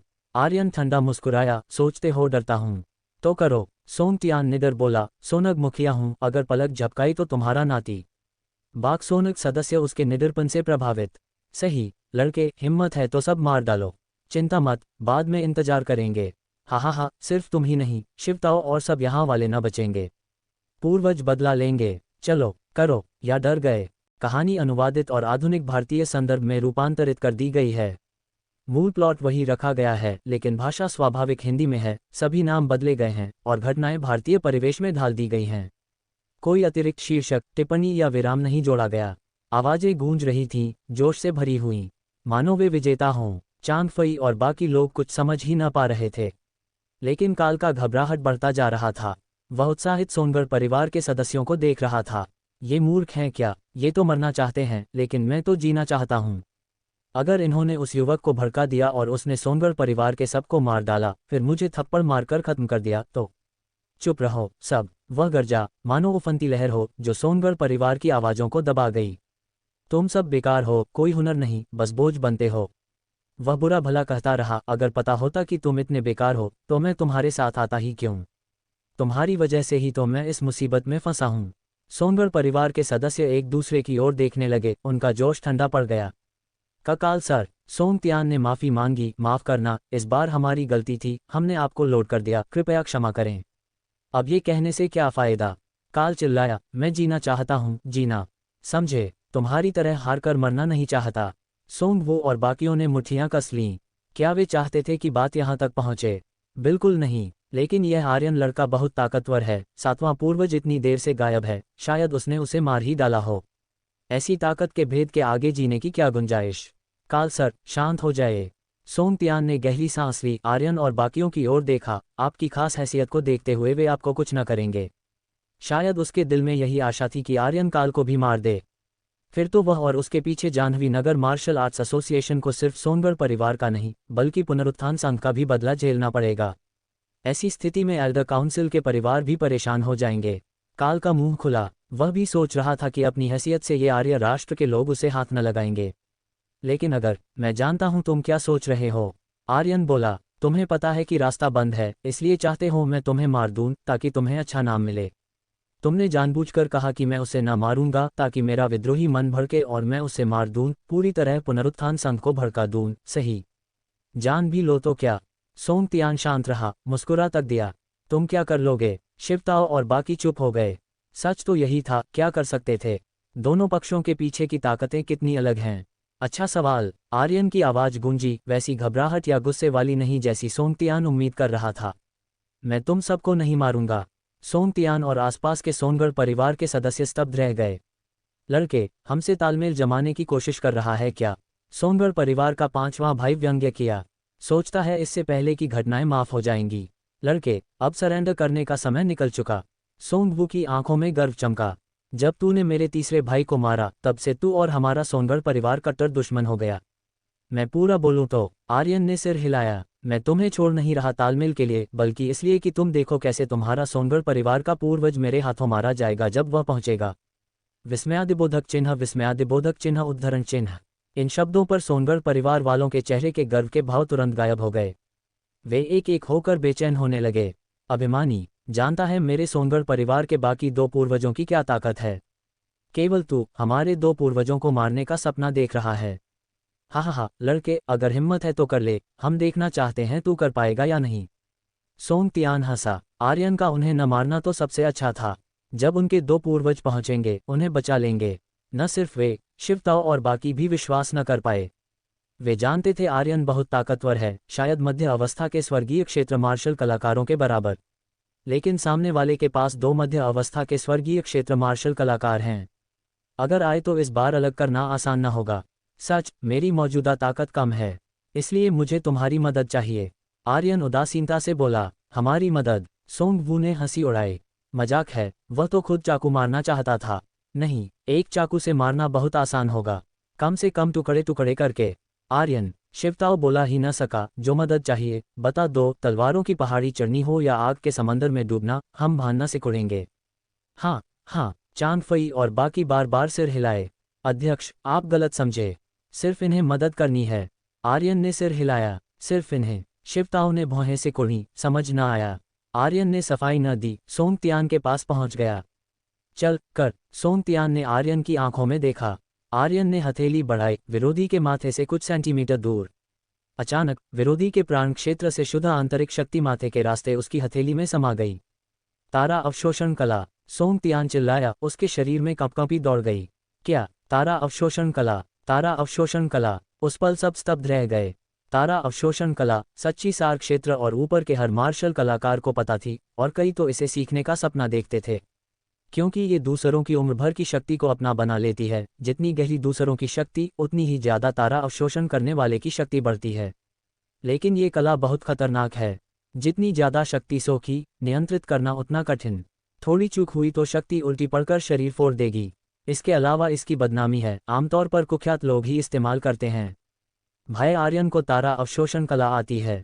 समर का दिल ठंडा पड़ गया, क्योंकि इसका मतलब आर्यन चाहे तो मौजूद सबकी आंतरिक शक्ति सोख सकता है, उन सब की भी। फिर वह शांत हो गया।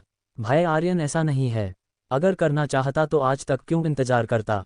इसके अलावा जब अध्यक्ष ने पहले मदद मांगी तो उसने कहा उनकी मदद कम है। शिवताओ की नज़र जटिल थी।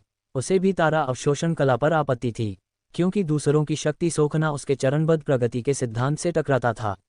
लेकिन वह समझता था कि असाधारण परिस्थिति में असाधारण उपाय। यहाँ की घटनाएं शहर के कुछ लोगों से छिपी न रहेंगी। खबर फैली तो आर्यन को सोनगढ़ परिवार का पागलपन भरा बदला झेलना पड़ेगा। रुको रुको, सोनगढ़ परिवार वाले घबरा गए। वे मौत या यातना से नहीं डरते थे, लेकिन उम्र भर की शक्ति खोने से डरते थे, बेकार हो जाना। जान बच गई तो भी मौत से बदतर। मेरे बड़े भाई को छोड़ दो। सोंगवू अचानक खड़ा हुआ, आर्यन पर झपटा।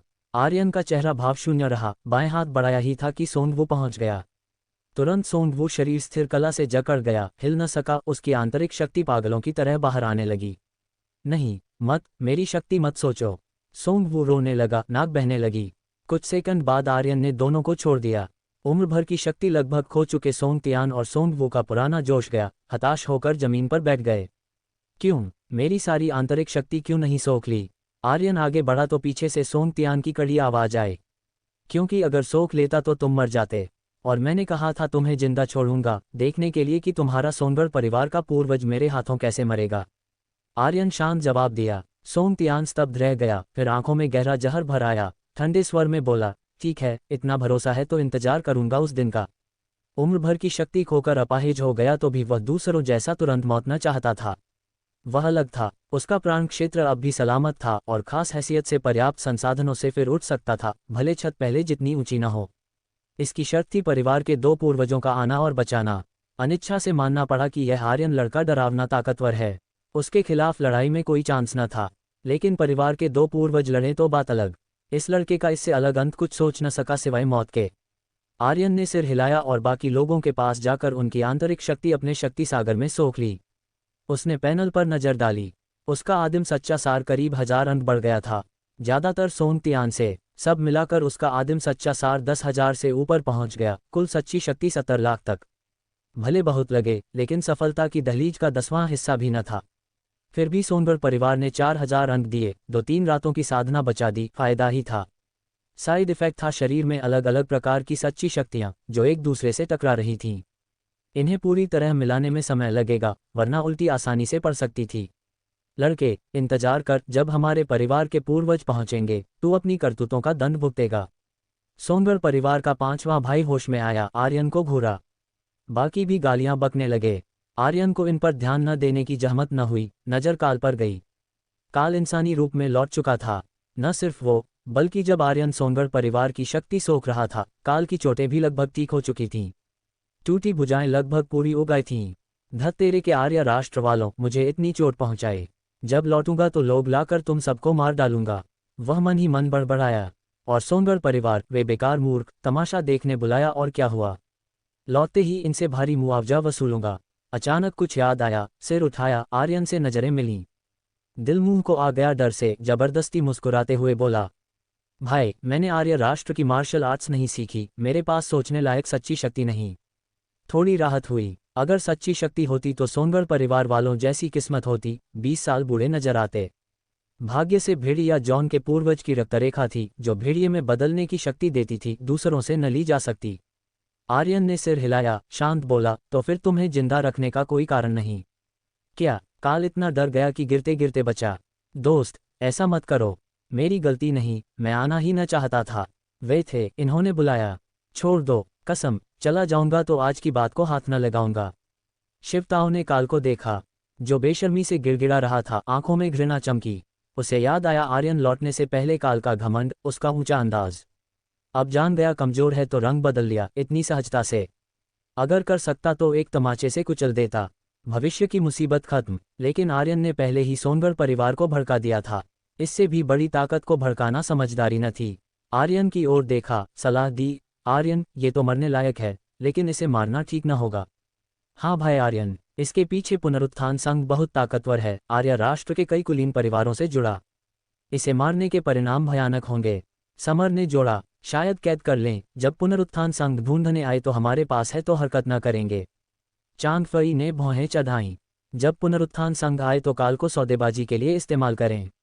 अगर पुरानी बातें भूलने को तैयार तो छोड़ देंगे, वरना जान लेने की लड़ाई। लेकिन 2 मुश्किलें। पहली, कोई गारंटी नहीं कि काल सौंपने के बाद पुनरुत्थान संघ वचन निभाएगा। दूसरी, काल की ताकत कम न थी, आर्यन के सिवा कोई मुकाबला न कर सका, अध्यक्ष भी नहीं। ऊपर से पुनर्जनन क्षमता साफ दिखी, कटी भुजाएं उगईं। कैद करना आसान न था। काल को उम्मीद की किरण दिखी, नाटकीय अंदाज में सांस ली, कसम खाता हूं सच कह रहा, लेकिन भरोसा न हो तो कैद कर लो। मेरे परिवार से फिरौती भी मांग लो, कितनी भी होगी देंगे। ये सुनकर सोंगतियान और बाकी उपहास से भर गए। फैंग देश वालों से सालों का सौदा किया था, इनके स्वभाव पता थे। भरोसा, इनके पास भरोसा होता भी है। अक्सर मुंह से एक कहते, काम दूसरे। झगड़ा करने की फुर्सत न थी, क्योंकि काल छूटे या मरे, पुनरुत्थान संघ वाले तो आएंगे ही। ये गतिरोध था, नहीं जरूरत। आर्यन ने सिर हिलाया, सीधे मार देना बेहतर, मुसीबत बच जाएगी। विस्मयादिबोधक चिन्ह, विस्मयादिबोधक चिन्ह, उद्धरण चिन्ह। काल की आंखें फटीं। ये कैसे? उसने इतना कह दिया था। आर्यन, शिवताओ के चेहरे पर चिंता झलकी। अध्यक्ष, आर्यन पहले बोला, भूल गए क्या कहावत, हमारे जैसे न हो तो उनका दिल अलग। ये फैंग देश वाले अविश्वसनीय हैं। शिवताओ और बाकी चुप हो गए। मानना पड़ा, आर्यन सही कह रहा था। काल का चेहरा पीला पड़ गया, जान गया सामने वाला मारने को कट्टर है। अगले पल वह हॉल के बाहर भागा। उसे मालूम था भागने की संभावना कम है, लेकिन रुकना मतलब निश्चित मौत, जुआ क्यों न खेलें। लेकिन हॉल से बाहर पहुंचते ही हवा में एक विशाल लाल भरा हाथ प्रकट हुआ और उसे पकड़ लिया। रार, काल क्रोध से गरजा, फिर रूप बदला, शरीर तेजी से फैला। लेकिन पूरा फैलने से पहले विशाल हाथ ने कुचल दिया। काल मर गया, कुछ अवशेष न बचा। शिवताओ और बाकियों ने ये दृश्य देखा। सब एक पल में हुआ, आपत्ति करने का मौका ही न मिला। हा। इसी पल सोंग तियान ने अचानक हिस्टेरिकल हंसी लगाए। अच्छा मारा, बहुत अच्छा मारा आर्यन। सच कहूं तो तुझे सलाम करता हूं, तू सच्चा मर्द है। सोंग वू के पीछे वालों ने भी जोर से हंसी। वे तो चाहते ही थे आर्यन हाथ बढ़ाए, और आर्यन ने निराश न किया, बढ़ा दिया। अब तो सोनगढ़ परिवार न भी चले तो दूसरे आर्यन और जाह्नवी नगर मार्शल आर्ट्स एसोसिएशन को निपटाएंगे। हाय, शिवताओ को अब होश आया, सांस ली। अब कुछ कहना व्यर्थ था। 1-2 दिन में पुनरुत्थान संघ बदला लेने आएगा। तुलना में सोनगढ़ परिवार का बदला कम भयानक लग रहा था। अध्यक्ष, आगे क्या? चांग फई ने पूछा। दूसरों से मदद लें, जैसे एल्डर काउंसिल या जागृत संघ। हाँ अध्यक्ष, हमारी गलती नहीं, सोनगढ़ परिवार और फैंग देश वालों ने पहले गलत किया। भाई आर्यन ने आत्मरक्षा में मारा। वैसा ही है, लेकिन विश्वास करेंगे। इन शब्दों ने खामोशी छा दी। हाँ, हाल के सालों में जागृत संघ और मार्शल आर्ट्स एसोसिएशन में टकराव बढ़ा। जागृत मार्शलों को तुच्छ मानते, मार्शल भी चापलूसी न करते। ऐसी स्थिति में मदद मांगना व्यर्थ। भले रिश्ते अच्छे हों, पुनरुत्थान संघ का मामला हो तो सोचते। एल्डर काउंसिल की तो संभावना और कम। 5 एल्डर्स में 2 का पुनरुत्थान संघ से अच्छा रिश्ता, उनकी चुने जाने में संघ का हाथ। खबर सुनकर प्रतिक्रिया अप्रत्याशित हो सकती। बाकी 3 एल्डर्स के परिवार। फैंग देश वालों से टकराव तो था, लेकिन अपूरणीय न था, शिष्टाचार बनाए रखते। महत्वपूर्ण, मार्शल आर्ट्स एसोसिएशन और कुलीन परिवार प्राकृतिक दुश्मन। वयोवृद्ध वान के समर्थन के बिना जाह्नवी नगर मार्शल आर्ट्स एसोसिएशन का आज तक बचना संदिग्ध था। आर्य राष्ट्र के 2 सबसे बड़े गुटों के न उतरने पर दूसरे मदद चाहें तो न टिक पाएंगे। बुरा हुआ तो एसोसिएशन सीधे भंग कर दें। शिवताओ ने सांस ली। ये शब्द कहते ही 10 साल बुरा लगने लगा। क्या? एसोसिएशन भंग? भंग? अध्यक्ष, एसोसिएशन हमारा जानमाल है। चांग फई और बाकी स्तब्ध, आंखें लाल। इतनी मेहनत से आज का जाह्नवी नगर मार्शल आर्ट्स एसोसिएशन बनाया, अब एक शब्द में भंग। चांग फई और बाकियों के विपरीत सोंग तियान और उसके साथी आनंदित, मानो गर्मी में बर्फ का पानी पा लिया। सोनगढ़ परिवार को भड़काने का यही दंड, लेकिन सोचना मत कि यही खत्म। सोंग तियान मन ही मन मुस्कुराया। जब परिवार का मुखिया पहुंचेगा, न सिर्फ आर्यन बल्कि शिवताओ, चांग फई और अच्छे रिश्ते वाले सबका अंत। यह आर्य राष्ट्र को दिखाएगा कुलीन परिवार का विरोध करने का परिणाम। यह मामला एसोसिएशन के बाकी सदस्यों से जुड़ा नहीं। भंग न किया तो पुनरुत्थान संघ और सोनगढ़ परिवार कत्लेआम करेंगे। शिवताओ ने पूछा। चांग फई और बाकी चुप हो गए।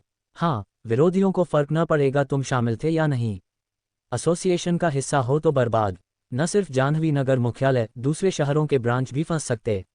व्यापक जनाक्रोश। मुश्किल, पीठ पीछे गालियां ही बकेंगे। अध्यक्ष सही कह रहे, ये हमारी वजह से हुआ, बाकियों से कोई लेना देना नहीं। इन्हें न फंसाएं। समर ने गहरी सांस ली। तो भंग करें। बाकी सिर हिलाए। यही एक रास्ता, सबको यहाँ मौत का इंतजार न कराएं। भाई आर्यन, माफ करना, हमने तुझे फंसा दिया। समर ने आर्यन को देखा, फिर माफी मांगी। समर अध्यक्ष, ये मत कहो, और चूंकि मैंने हाथ बढ़ाया तो सामना करने को तैयार हूँ। आर्यन बोला। हे, पीले रेत मीनार में लिंगयू ने ठट्ठा लगाया। इस समय यह आर्यन अभी भी डींगे मार रहा था। सोनगढ़ परिवार और पुनरुत्थान संघ दोनों को मारा, मिलाकर 10 जिंदगियां भी कम। लेकिन फिर भी बहुत अच्छा मारा, बहुत अच्छा। पुनरुत्थान संघ की ताकत ऐसी कि आर्य राष्ट्र के बड़े परिवार भी बचते। इसने उनके सदस्य को दिन दहाड़े मारा, बर्बाद। आर्यन मर गया तो मेरी मुसीबत अपने आप सुलझेगी, भले नुकसान ये कि मार्शल आर्ट्स एसोसिएशन फंसेगा, जाह्नवी नगर वाला खत्म। ये लानत आर्यन, मरना है तो मर, मुझे क्यों फंसाए। लिंगयू मन ही मन बुरा भला कहता रहा, लेकिन अगले पल एक वाक्य सुनकर उसके बाल खड़े हो गए, दिल थम गया। बाकी बाद में निपटाएंगे, उसके पहले एक काम बाकी। अध्यक्ष, लिंगयू का ठिकाना बताने का समय नहीं हो गया। आर्यन की नज़र शिवताओ पर गई। लहजा शांत था, लेकिन माहौल फिर तनावपूर्ण हो गया। चांग फई, समर और बाकी ने नजरें मिलाईं कड़वे मुस्कान से। लग रहा था लिंग यू इस बार न बचे। शिवताओ ने गहरी सांस ली, सिर हिलाया। आर्यन, कितनी बार पूछो, उसके ठिकाने की भनक न दूंगा। लिंग यू के मन में गर्मजोशी उमड़ी। जान गया, उसका गुरु सबसे अच्छा था। अध्यक्ष, आपको पता है, न बताओ तो भी मैं पता लगा लूंगा। आर्यन बोला और आंखें बंद कर लीं। थोड़ी देर बाद खोली, नजर शिवताओ की बाएं जेब पर टिक गई। अचानक शिवताओ का चेहरा बदल गया। अध्यक्ष, खुद निकालोगे या मुझे हाथ बढ़ाना पड़े? आर्यन की नजर शिवताओ पर रही। क्या? लिंग यू का चेहरा रंग बदल गया। आर्यन जान गया वह पीली रेत मीनार में छिपा है। वरना ये शब्दों का मतलब क्या? लेकिन कैसे? बाहर हो रहा सब साफ सुन रहा था, उसने अपना ठिकाना कभी न बताया। अब सोच न सकता कि बाहर वाले उसके लिए नाटक कर रहे। अगर आर्यन ने ढूंढ लिया तो हालत खराब। अगर पता चला कि उसने सोनक गंग की मौत का सच सोनगढ़ परिवार को बताया। आगे सोचने की हिम्मत न हुई। आर्यन, तेरी बात समझ न आई। शिवताओ ने सिर हिलाया। अगले पल चेहरा बदला, जेब में रखी पीली रेत मीनार की रक्षा की। लेकिन देर हो चुकी। आर्यन ने पहले मीनार हाथ में ले ली। समाप्त। समर और पास वाले सोच ही रहे थे। आर्यन, शिवताओ ने गुस्सा जताया, मेरी चीज कैसे चुरा ली? लौटा दे। माफ करना अध्यक्ष, मजबूरी थी। आर्यन ने सांस ली, फिर अपनी आध्यात्मिक शक्ति मीनार में डाली। सच, जिस लिंग यू को ढूंढ रहा था वह हरी घास पर पीला पड़कर बैठा आकाश को देख रहा था। आर्यन, क्या करने का इरादा है? वह घबराया बोला। बाहर आ। एक विचार से आर्यन ने लिंग यू को हॉल में ला दिया। पास के सोंगतियान और बाकी आश्चर्यचकित। आर्यन के हाथ की पीली रेत मीनार को उत्सुकता से देखा। ये चीज इंसान समझ सकती है। लिंग यू ने चारों ओर देखा, सामने के दृश्य से चौंका। भाग्य से फुर्ती दिखाई, शिवताओ के पीछे भागने की कोशिश की। पुनरुत्थान संघ के काल की ताकत देखी, वो भी न भाग सका। भागा तो जल्दी मरेगा। दुर्भाग्य, आर्यन ने मौका न दिया। झटके में 2 उंगलियां छुईं, भागते हुए ठहर गया। तू मर्द है या नहीं? ऐसे समय में बड़ों के पीछे छिपता है, आमने सामने डरता है। आर्यन ने आंखों में देखा। लिंग यू को ठंडा पसीना आ गया। आर्यन की नजर न संभाल सका, हताश होकर शिवताओ की ओर मदद की गुहार लगाए। मुझे देख, आर्यन ने धीमे लेकिन सख्त स्वर में कहा। ये चीख इतनी डरावनी कि लिंग यू के पैंट गीले हो गए। हॉल में बदबू फैल गई।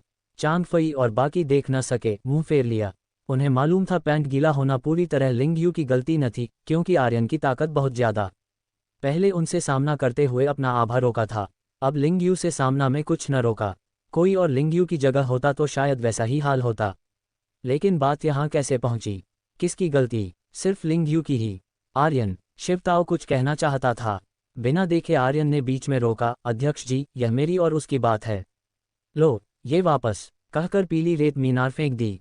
शिवताओ ने कड़वाहट से पकड़ी। बता, क्या शाओ होंग ने तेरे इशारे पर अमरगढ़ मार्शल आर्ट्स एसोसिएशन जाकर मुझे ढूंढा? आर्यन ने शब्दशः पूछा। नहीं, नहीं, मैं नहीं था। लिंग यू हकलाया, वो खुद गया था।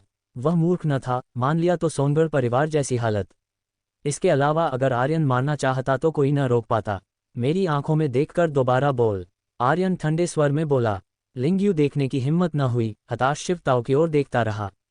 लगता है आत्मा खोज कला इस्तेमाल न करूं तो सच न बोलेगा। नहीं, शिवताओ फुर्ती से बोला। आर्यन, आत्मा खोज कला मत इस्तेमाल, उसकी आत्मा को स्थायी नुकसान होगा। तो बता, इसे सच बोलने को कैसे मजबूर करूं? आर्यन मुड़ा। अगर पहले का मामला उससे जुड़ा न होता तो अब तक क्यों न बताया? अगर कोई छिपा कारण न होता तो कैसे सफाई दे? शिवताओ गूंगा हो गया।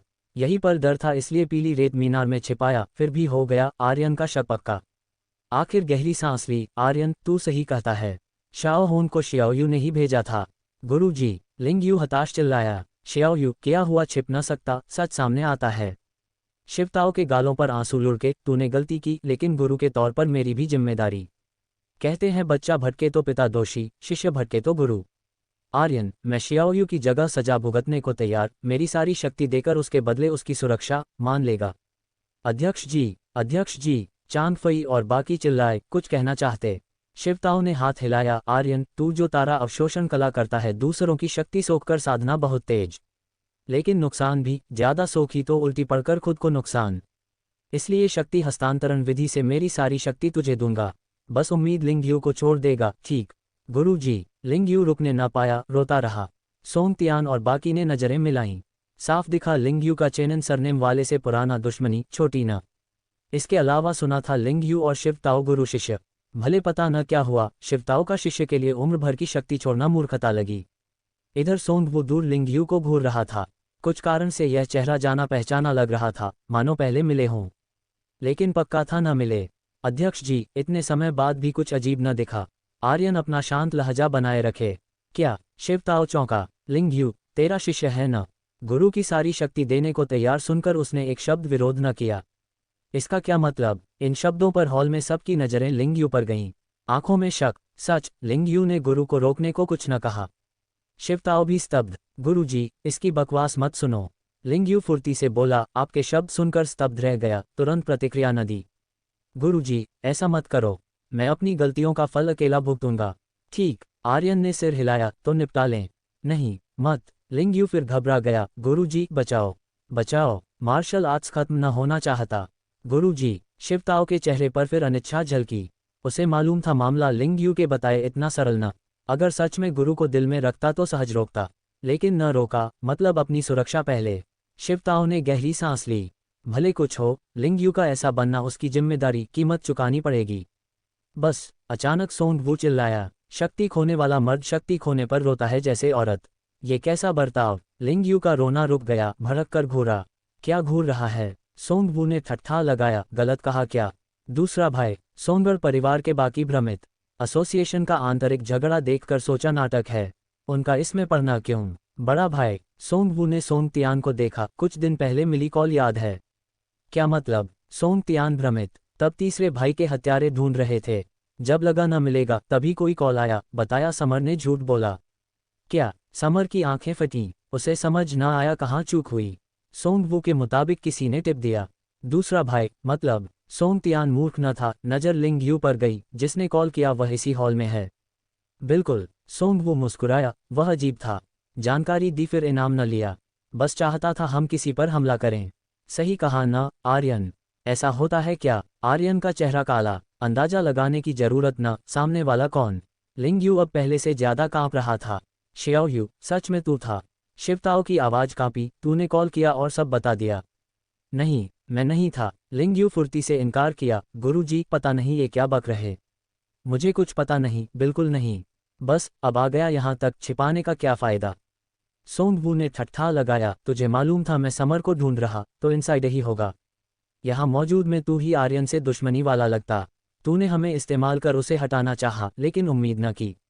सोंगवू की आंखों में गहरा रोष कि आर्यन की ताकत तेरी कल्पना से कहीं ज्यादा। हम भी न टिक सके। सच, उसने लिंगयू पहचाना आर्यन के लिए न। उसका मकसद लिंगयू जैसा ही, आर्यन को इस्तेमाल कर लिंगयू को हटाना। क्योंकि आज की हार का कारण ये लड़का था। अगर इसकी टिप न होती तो इतने भरोसे से न आते, पूरी तरह न हारते। ये कर्ज आर्यन पर था, लेकिन लिंगयू का भी हिस्सा। झूठ बोल रहा। लिंगयू हिस्टेरिकल चिल्लाया। सोंगवू को चाकू मार डालने को जी चाहा। उसने भलाई से सच बताया, फिर भी ये अपनी कमजोरी का ठीकरा उसके सिर फोड़े। ये इंसानियत है। लिंगयू, सच बता, तूने कॉल किया या नहीं? समर भी गुस्से से फूट पड़ा। अगर सोंगवू सही तो लिंगयू एसोसिएशन का गद्दार। आज सब टल सकता था। सोंगर परिवार और पुनरुत्थान संघ न हमला करते। मैं नहीं था, सच में नहीं। लिंगयू मानने को तैयार न। उसे सबसे बेहतर मालूम था, मान लिया तो गुरु न बचाएगा। गुरुजी, ये मुझ पर भरोसा न करते, आप भी न करते। ये हरामी फूट डाल रहे, झूठ फैला रहे, मुझे फंसा रहे। उसकी आवाज हॉल में गूंजी। तुझे क्यों फंसाएं, दूसरों को क्यों न? आर्यन ने पलटवार किया। मुझे क्या पता? लिंगयू ने आर्यन को घूरा। आर्यन, जानता हूं तू मेरी मौत चाहता, लेकिन यह मुझसे जुड़ा ही नहीं। मैं जाह्नवी नगर मार्शल आर्ट्स एसोसिएशन का हूं, सबको धोखा न दूंगा। उसकी प्रतिक्रिया से चांद फई और बाकी चौंके। क्या सोंगर परिवार सच में फूट डाल रहा? लिंगयू को फंसाकर जाह्नवी नगर मार्शल आर्ट्स एसोसिएशन बर्बाद करे? जरूरी था क्या? आर्यन लिंगयू से कहीं ज्यादा ताकतवर। एसोसिएशन भंग होने वाला था। सिर्फ शिवताओ शुरू से अंत तक चुप। उसे लिंगयू अच्छे से पता था। लिंगयू के हर इशारे से बच न सकता। इंसान दृढ़ता से झूठ बोल सकता, लेकिन सूक्ष्म बदलाव जैसे पुतली का फैलना, भौहें कांपना, बोलने की गति, लहजा न बदल सकते। जैसे शाओ होंग से कनेक्शन न होने पर शिवताओ को तुरंत पता चल गया झूठ। अब भी वैसा ही। शिवताओ खुद को धोखा देना चाहता था, लेकिन अंतर्मन नकार न सका। क्योंकि अगर सच तो अविश्वसनीय अपराध। आत्मा खोज कला इस्तेमाल करो। माहौल खामोश हो गया। कोई उम्मीद न की थी ये शब्द शिवताओ के मुंह से। गुरुजी, लिंगयू का झटका चरम पर। आत्मा खोज कला इस्तेमाल करो। शिवताओ मुंह फेर लिया, आंसू बहने दिया। अगर वे सही कह रहे तो मैं खुद सजा दूंगा। ठीक, आर्यन ने सिर हिलाया। गुरुजी, सच में मैं नहीं था। लिंग यू चिल्लाता रहा। अचानक आवाज रुक गई, सामने खाली देखने लगा। तूने कॉल करके सोनगढ़ परिवार को सोनगंग की मौत की खबर दी? आर्यन ने पूछा। आर्यन के प्रश्न को सुनते ही चांग फई और बाकियों के दिल धक से रह गए। लिंग यू, ये बच्चा उनके ही देखरेख में बड़ा हुआ था। हालांकि उसकी घमंडी स्वभाव से उन्हें कुछ नाराजगी थी, लेकिन आर्यन द्वारा उसे अपंग बनाते देखना, उसे एक साधारण इंसान बना देना उनके लिए वाकई दिल दहला देने वाला था। फिर भी आर्यन का फैसला एक बार हो जाए तो बदलता नहीं। चाहे वे कुछ भी कहें, फर्क न पड़ता। लेकिन अगर लिंग यू ने संगठन को धोखा दिया हो, अंदर से खोखला कर दिया हो तो ये छोटी बात न थी। शिवताओ को उम्मीद थी कि यह सिर्फ उनका वहम हो, लेकिन हकीकत ने उन्हें निराश किया। यह मैं ही था, लिंग यू ने सीधे कबूल कर लिया। शिवताओ के चेहरे पर तुरंत दर्द फैल गया। चांग फई, समर और बाकियों के चेहरे अविश्वास से गुस्से की ओर मुड़ गए। आर्यन ने सबको नजर भर कर देखा। वह उनके मौजूदा एहसास को थोड़ा समझ सकता था। उसकी हथेली लिंग यू की आंखों के पास से गुजरी और लिंग यू की नजरें साफ हो गईं। लिंग यू ने चारों तरफ हैरानी से देखा। उसने अपने गुरु का दर्द भरा चेहरा देखा। उसने चांग फई और बाकियों को देखा जो उसे चीर डालना चाहते थे। उसने सोनक परिवार को देखा जो किनारे पर खुश होकर तमाशा देख रहा था, और उसके दिल में बेचैनी छा गई। क्या उसने अभी आत्मा खोजने की तकनीक का शिकार होकर वह राज खोल दिया था? बोल, तूने ऐसा क्यों किया? समर की गुस्सैल आवाज गूंजी। तुझे पता नहीं ये सबके लिए क्या मुसीबत लाएगा? चाचा समर, आप किस बात की बात कर रहे हैं? लिंग यू हकलाया। अभी भी सच्चाई नहीं बोल रहा। समर गुस्से से उंगली ताने हुए बोला, तूने खुद ही कबूल किया था कि तूने उन्हें फोन किया था। क्या मैंने? लिंग यू दंग रह गया। हाँ भाई, आर्यन ने तेरी आत्मा खोजी थी। तूने खुद कबूला, हम सब ने साफ सुना। सोंग वू ने ठठाकर कहा। इनकार करना बेकार है। तेरा गुरु अब तुझे बचाएगा नहीं। शिवताओ, तूने कभी सोचा था कि आधी जिंदगी की ट्रेनिंग के बाद तुझे धोखेबाज शिष्य मिलेगा? सोंग तियन हंसता हुआ बोला, बेहद खुश होकर। नहीं गुरुजी, ऐसा नहीं है। लिंग यू ने जल्दी से कहा, यह सब उस आर्यन की चाल है। उसने जानबूझकर मुझे ऐसा बोलने पर मजबूर किया। गुरुजी, प्लीज मुझे विश्वास करो। वाकई? आर्यन हंसा। तो मान लो मैंने मजबूर किया, लेकिन हकीकत यही है, तूने शाओ हॉन को उकसाया और अब कीमत चुकानी पड़ेगी। अगले ही पल उसकी हथेली लिंग यू के प्राण क्षेत्र पर पड़ी। सच्ची शक्ति का जबरदस्त धक्का उसे चीर गया। फट! लिंग यू के मुंह से खून की एक धार निकली। उसकी आंखें फटी की फटी रह गईं। वह महसूस कर सका कि प्राण क्षेत्र टूटने के बाद उसकी सच्ची शक्ति जंगली होकर बिखर रही थी। कुछ ही सेकंड में गायब हो गई। उसे बिल्कुल आंतरिक शक्ति रहित छोड़ दिया। जब तक प्राण क्षेत्र सलामत हो, भले ही सारी आंतरिक शक्ति सोख ली जाए, फिर से उठने की गुंजाइश बनी रहती। प्राण क्षेत्र चला जाए तो वह संभावना खत्म। मेरी सच्ची शक्ति! लिंग यू हताशा से चिल्लाया। उसकी आवाज करुण थी। समर और बाकी भी सुनते ही सहन न कर सके, लेकिन याद आया कि स्वार्थ के चलते उसने सोनक परिवार को खबर दी, जिससे ये हालात बने तो वे उसे थप्पड़ मारकर मार डालना चाहते थे। अध्यक्ष, इस लड़के का फैसला आपका, आर्यन ने शिवताओ से कहा। तर्क से अगर वह लिंग यू को सीधे मार देता तो कोई दोष न देता, लेकिन कई लोग जुड़े थे और सबसे दुखी अध्यक्ष ही था। इसलिए अपन लिंग यू को उसके हवाले करना सही था। चाहे वह खुद साफ करे या चुपके से छोड़ दे, अब उससे मतलब न था। बेशक अगर लिंग यू बच जाए और बदला लेने की सोचे तो उसे पूरी तरह खत्म कर देगा। ठीक है। शिवताओ ने गहरी सांस ली और लिंग यू के पास पहुंचा। गुरुजी, मुझे मत मारो। लिंग यू को शिवताओ के पुराने शब्द याद आए। उसका चेहरा डर से पीला पड़ गया। आखिरी बार पूछता हूँ, अपना अपराध कबूल करता है? शिवताओ ने बेनम्र चेहरे से पूछा। कबूल करता हूँ, कबूल। लिंग यू रोते हुए बोला, गुरुजी, मैं गलत था। जब चाचा समर ने आपको फोन किया और आर्यन का जिक्र किया, मैं लालच में सुन लिया। अगर न सुनता तो ये सब न होता। गुरुजी, एक और मौका दो, फिर कभी नहीं करूँगा, कसम है। हिचकी उद्धरण चिन्ह। हाय! उसके शब्दों पर समर और बाकी सिर हिला बैठे। अब ये कहने से क्या फायदा? बेटा, शिवताओ ने उसका सिर सहलाया, फिर अगले ही सेकंड में हथेली उसके सीने पर दे मारी। गुरुजी! लिंग यू की आंखें फटी, चेहरे पर अविश्वास, मुंह से काला खून टपकता हुआ जमीन पर गिर पड़ा। अध्यक्ष, चांग फई और बाकी दंग रह गए। उन्हें उम्मीद न थी कि शिवताओ इतना कठोर हो जाएगा, सबके सामने लिंग यू को मार डालेगा। आर्यन ने हल्की सांस ली। साधारण लोगों के लिए लिंग यू के हृदय मार्ग टूटना मौत का पैगाम था, लेकिन उसने देखा कि शिवताओ ने प्रहार से पहले सच्ची शक्ति से उसके अंतिम मार्ग को संभाल लिया था। समय रहते बचाव हो जाए तो बच सकता था। बेशक इस अनुभव के बाद भले ही लिंग यू बच जाए, उसका शरीर साधारण से भी कमजोर हो जाएगा। मार्शल आर्ट्स तो दूर, लंबे समय तक चलना भी न सकेगा। अध्यक्ष आखिरकार दिल न कड़ा कर सका।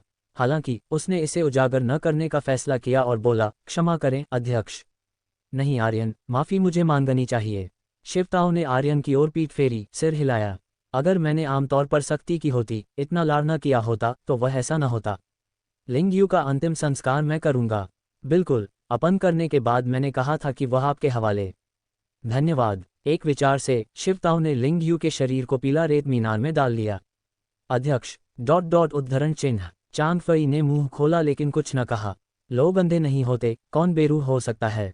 10 साल कुत्ता पालो तो लगाव हो जाता, इंसान तो दूर की बात। चिंता मत करो, मैं ठीक हूँ। शिवताओ ने सिर हिलाया, लिंग यू को जो मिला वही सही। अब आगे की बात करें। चांग फई ने आज्ञाकारी ढंग से सिर हिलाया।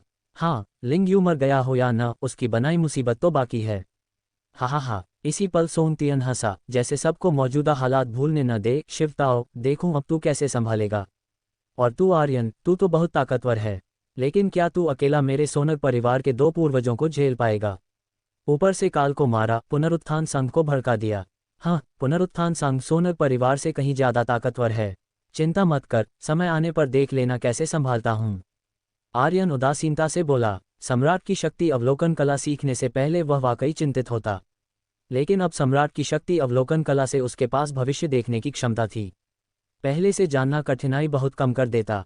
सबसे बुरी स्थिति में भी अगर जीत न सके तो भागना मुश्किल न था। एक विचार से उसके दिमाग में चित्र उभरा। 2 दिन बाद जाह्नवी नगर मार्शल आर्ट्स संघ में बड़ी भीड़ पहुंची। सफ़ेद बालों वाले बुजुर्ग और फैंग देश के सुनहरे बालों वाले नीली आंखों वाले लोग। उनके साथ लाए लोग संघ को चारों तरफ से घेर चुके थे। बदले में संघ का मुख्यालय सुनसान, सिर्फ शिवताओ, समर और कुछ लोग बचे थे। फिर भी बाहर इतनी बड़ी भीड़ के सामने उनके चेहरे पर जरा भी डर न था। आर्यन को सब साफ समझ आ गया। उनके पास सिर्फ 2 दिन बचे थे। सबसे अच्छी स्थिति तो 2 दिनों में स्वर्गीय मानव क्षेत्र में पहुंचना, जिससे शिवताओ और बाकियों को बचाने का पूरा भरोसा हो। सामान्य स्थिति में स्वर्गीय मानव क्षेत्र न सही, लेकिन सच्ची शक्ति में भारी बढ़ोतरी से 10 स्वर्गीय क्षेत्र मार्शल आर्टिस्ट से भिड़ सके बिना नुकसान के, शायद सबको सुरक्षित कर दे। सबसे बुरी स्थिति में 2 दिनों में सच्ची शक्ति में मामूली बढ़ोतरी। 2-3 स्वर्गीय क्षेत्र भले मध्य स्तर के मार सके, लेकिन जल्दी थकान से खुद खतरे में पड़ जाए तो समस्या यह है कि 2 दिनों में शक्ति सागर का करीब 90% कैसे भरें। आर्यन ने लक्ष्य तय किया और सामने शिवताओ को देखा। अध्यक्ष, सोनक परिवार वालों को आप संभालिए, मैं कुछ दिनों में लौटूंगा। उसने किसी को मनाने की कोशिश न की। पहले उनकी हैसियत से सोनक परिवार और पुनरुत्थान संघ के पीछे से बचना मुश्किल। दूसरा, मनाए भी तो वे न जाते। ठीक है, शिवताओ ने सिर हिलाया, समझ गया आर्यन का इरादा। सावधान रहना। रहूंगा। आर्यन ने सबको नजर भरी, फिर मुड़कर बाहर चला गया। अरे, सोनक परिवार का 5वां भाई बोला, बस ऐसे चला गया। नहीं कहा था रुककर दिखाएगा कैसे हमारे 2 पूर्वजों से निपटता है। हाँ, वचन तोड़ लिया। या डर गया और बहाना बनाकर भाग रहा है। सचमुच भाग गया। आर्यन को हॉल से गायब होते देख सोनक परिवार वाले खुश हो गए। उनकी नज़र में आर्यन साफ डर गया था। फिर उन्होंने शिवताओ और बाकियों पर नज़र डाली। शिवताओ, तूने उसे ऐसे जाने दिया? डर नहीं लगता वह न लौटे? सोंग तियन ने ठट्ठा मारा। न लौटे तो अच्छा ही। शिवताओ ने उसे देखा, फिर हॉल के बाहर झांका। वह भी सच्ची शक्ति क्षेत्र में है और स्वर्गीय क्षेत्र मार्शल आर्टिस्ट मार सकता है। स्वर्गीय क्षेत्र पहुंचा तो तुम्हारे सोनक परिवार के 2 पूर्वज उसके सामने टिक ना पाएंगे। तू। सोंग तियन के पास बोलने को कुछ न रहा। हाँ, उन्होंने काल की मौत साफ देखी थी। आर्यन के सामने काल को जवाब देने का मौका ही न मिला। उन्मादी रूप में भी कुछ सेकंड ज्यादा टिका। अगर ये लड़का और बड़ा तो उनके 2 पूर्वज भी उसी हाल में। बकवास। सोंग वो गुस्से से चिल्लाया, वह सच्ची शक्ति क्षेत्र का मार्शल आर्टिस्ट किसको बेवकूफ बना रहा? वह लड़का साफ स्वर्गीय क्षेत्र का है, वरना विशालकाय आत्मा हथेली बार बार कैसे इस्तेमाल करता? दूसरा भाई सही कह रहा, सच्ची शक्ति क्षेत्र का मार्शल आर्टिस्ट बार बार विशालकाय आत्मा हथेली कैसे चला सकता? शिवताओ, जाह्नवी मार्शल आर्ट्स संघ वाले हमेशा ऐसी बकवास बोलते हैं। हाँ, अगर तुम्हें भय आर्यन स्वर्गीय क्षेत्र का लगे तो वैसा ही मान लो। तुम्हें सुकून मिले तो ठीक।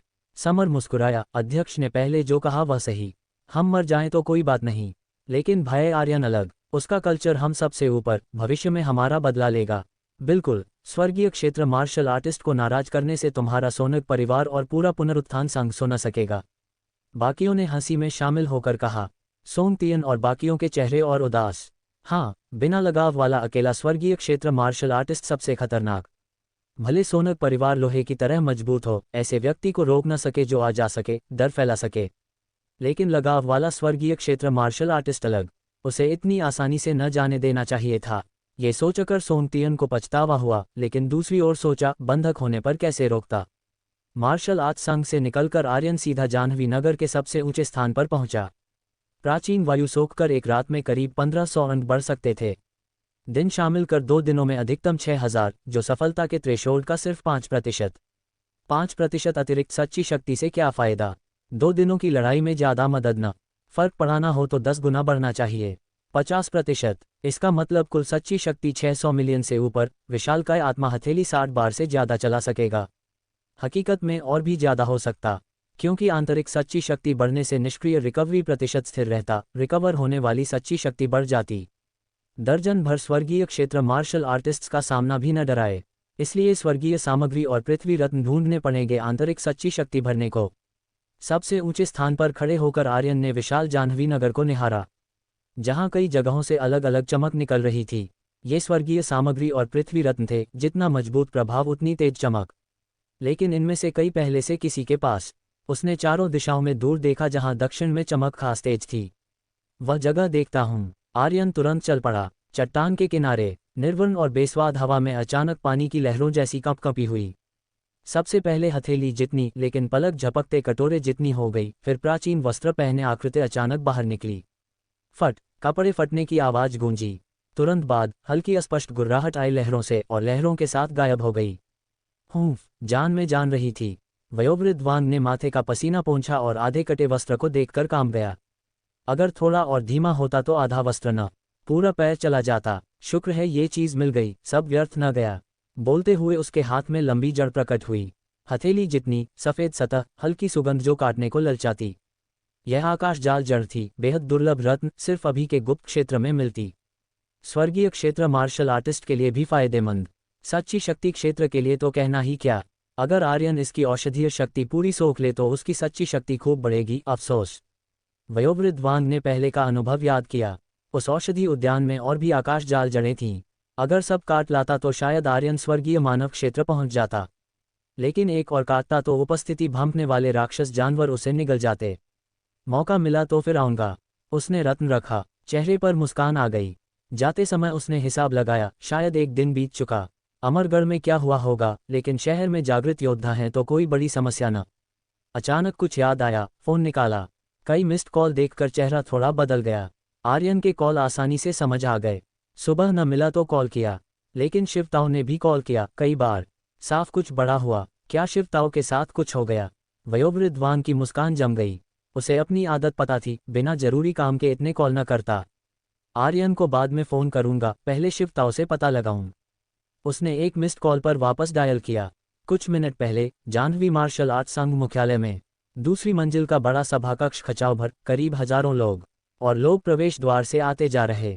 इतने सारे लोग, अंदर आया कोई दंग रह गया। क्या हो रहा? अचानक मीटिंग क्यों बुलाए? हाँ, मैं तो प्रयोग के बीच में था। कई शिकायती आवाजें। पता नहीं, लेकिन अध्यक्ष ने बुलाया तो कोई बड़ा ऐलान होगा। प्रयोग बाद में कर लेना, किसी ने कहा। प्रयोग से ज्यादा वे मीटिंग में उत्सुक। अध्यक्ष से आसानी से न मिलते। सही कहा, सुनकर कईयों ने सिर हिलाए। लेकिन कुछ होशियारों को कुछ गड़बड़ लगी। मुख्यालय बनने से अब तक अध्यक्ष ने पूर्ण सभा सिर्फ सालों पहले एक बार बुलाई, तब इतने लोग न थे। जाह्नवी मार्शल आर्ट संघ इतना प्रसिद्ध न। इन सालों के विकास से मुख्यालय बड़ा हुआ, अध्यक्ष ज्यादातर ध्यान साधना पर। बड़ा मामला हो तो ईमेल से। अब पूर्ण सभा, ऊपर से राक्षस लहर आने को। क्या राक्षस लहर जल्द आ रही? किसी ने सोचा, दिल धक से रह गया। आखिरकार मुख्यालय के लगभग सब इकट्ठे। सभा कक्ष में हल्की चर्चा, अचानक कदमों की आवाज, शोर तुरंत शांत।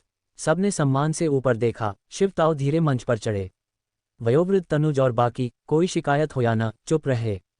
नमस्कार सबको। शिवताओ ने भीड़ को देखा। आज सबको बुलाया एक जरूरी खबर सुनाने। यह अच्छी खबर नहीं, मानसिक तैयारी कर लो। तुरंत हजारों चेहरों से मुस्कान गायब। बुरी खबर, क्या राक्षस लहर आ गई? मानसिक तैयारी के बावजूद दिल सिकुड़ गया। नीचे समर और बाकियों की आंखें लाल। 1 मिनट बाद, जब सबका सब्र जवाब देने लगा, शिवताओ बोला, घोषणा करता हूं, इसी पल से जाह्नवी मार्शल आर्ट संघ आधिकारिक रूप से विघटित। कक्ष एक पल शांत, फिर चीखें। क्या? संघ विघटित? जाह्नवी मार्शल आर्ट संघ विघटित? गलत सुना या अध्यक्ष ने सच कहा?